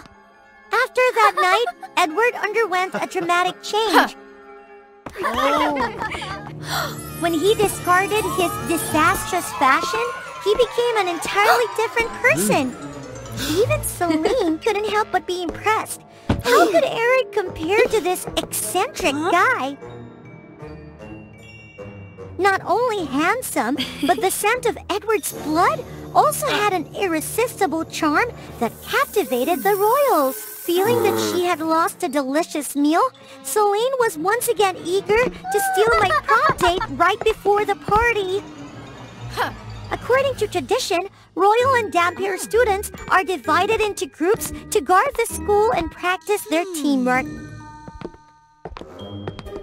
Unfortunately, due to bad luck, Edward and I were assigned to the same group as those two troublemakers. Thanks to them, the atmosphere between us became more awkward. This task was supposed to be a training exercise with harmless traps set up, but unexpectedly the snakes, the vampire's eternal enemies, appeared here. With our current abilities, we were no match for them. Ha! My dear friend and the guy I once liked disappeared in the blink of an eye. I'll hold them off. You run away. How could I accept that? We were a team, and of course, I had my own abilities. A bite barely grazed me and left me stunned. After that night, my body seems to start changing. Perhaps it was the side effect of the snake's venom, even though it was extracted in time. I thought that after the disaster, Edward and I would become closer, but no. He changed again, becoming as cold as he was in the beginning. Just to let you know, Edward is my new prom date. What? Edward, what's going on? Exactly what you heard. That moment became even more unsettling when Eric lost a lot to Celine. No! There must be some hidden mystery in this. Through investigation, I discovered a horrifying truth. Edward, the one who once captivated me, is a special Strigoi. What? What do you intend to do? This is the Vampire Academy. The professors will punish Strigoi. Come on, they'd have to punish you as well then, Betty. Don't you remember anything? According to his account, on a mission night, he bit me and turned me into a Strigoi. You? How dare you? Be smart and stay quiet until my plan succeeds. When you return there, it will be you who faces danger. What do you plan to do? Give him what he deserves. A man who abandoned his wife and children like he did doesn't deserve the position of headmaster. Edward seemed to be looking down on me too much. Even if I got punished, I had to warn everyone about his plan. When I arrived at prom, he and Celine had become the king and queen and received the Moonstone ring. Something's not right. He used the ring to control everyone's minds. This would make the Academy's defense line disappear, leading to the appearance of more Strigoi. I don't care about what you're planning, just don't get in our way. What if I am the girl you truly care about? However, perhaps even Edward didn't anticipate that Alan would change direction and rush towards me. The little remaining strength within me had already been used to break down the door to get here. Ha! I guess I was right. She's the only one you care about, isn't she? It turns out that Edward knew that Alan might target the girl next to him, so he intentionally let Celine become a decoy, replacing me at prom. Why did you save me? I've turned into a Strigoi too, you know. Huh? Do you believe everything I say? You're stubborn right up to prom. Truly stubborn. Right after that, I was also controlled by him to continue the unfinished plan. You recognize me now, don't you? Unexpected that the son turned into a Strigoi can come back here for revenge, right? It's my mother. My mother sacrificed herself to save me, but it didn't work. And she ended up like this, even in her passing. She still wanted me to return this to you. When the two rings were placed side by side, a strange and magical phenomenon occurred. Perhaps the magic of family bond. Back then, during the intense battle with the Strigoi, the headmaster bravely stormed through the front lines.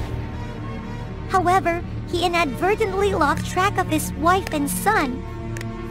They were threatened, and their safety was exchanged for the headmaster's appearance, but due to lost information, by the time they reached the headmaster, his loved ones were no more. The two rings were originally a pair, a testament to the love between Edward's parents. The memory segment ended simultaneously with the control of the rings over the vampires, inadvertently leading to a tragedy. It was the only way to end the immortal life of the Strigoi. Hey, you can't sleep! You haven't even apologized to me for what Celine did! Headmaster, please save him quickly! He's your own son! Calm down, you're too noisy. Father, I'm sorry. Didn't expect to meet you like this. The headmaster hastily used all his strength to exchange for Edward's life. Please, Father, don't do that. I can't lose my only loved one again.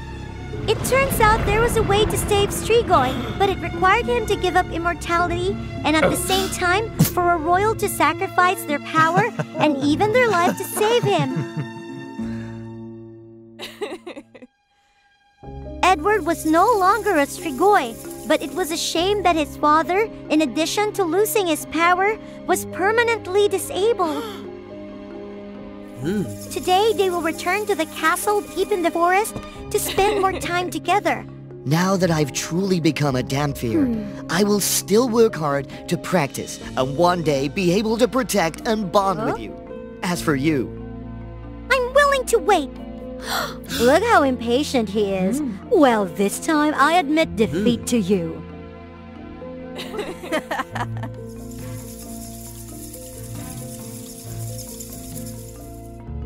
This story is a thank you message for Beth D, Lyco Girl 1789, who has contributed many ideas to WOA Fairy Tales.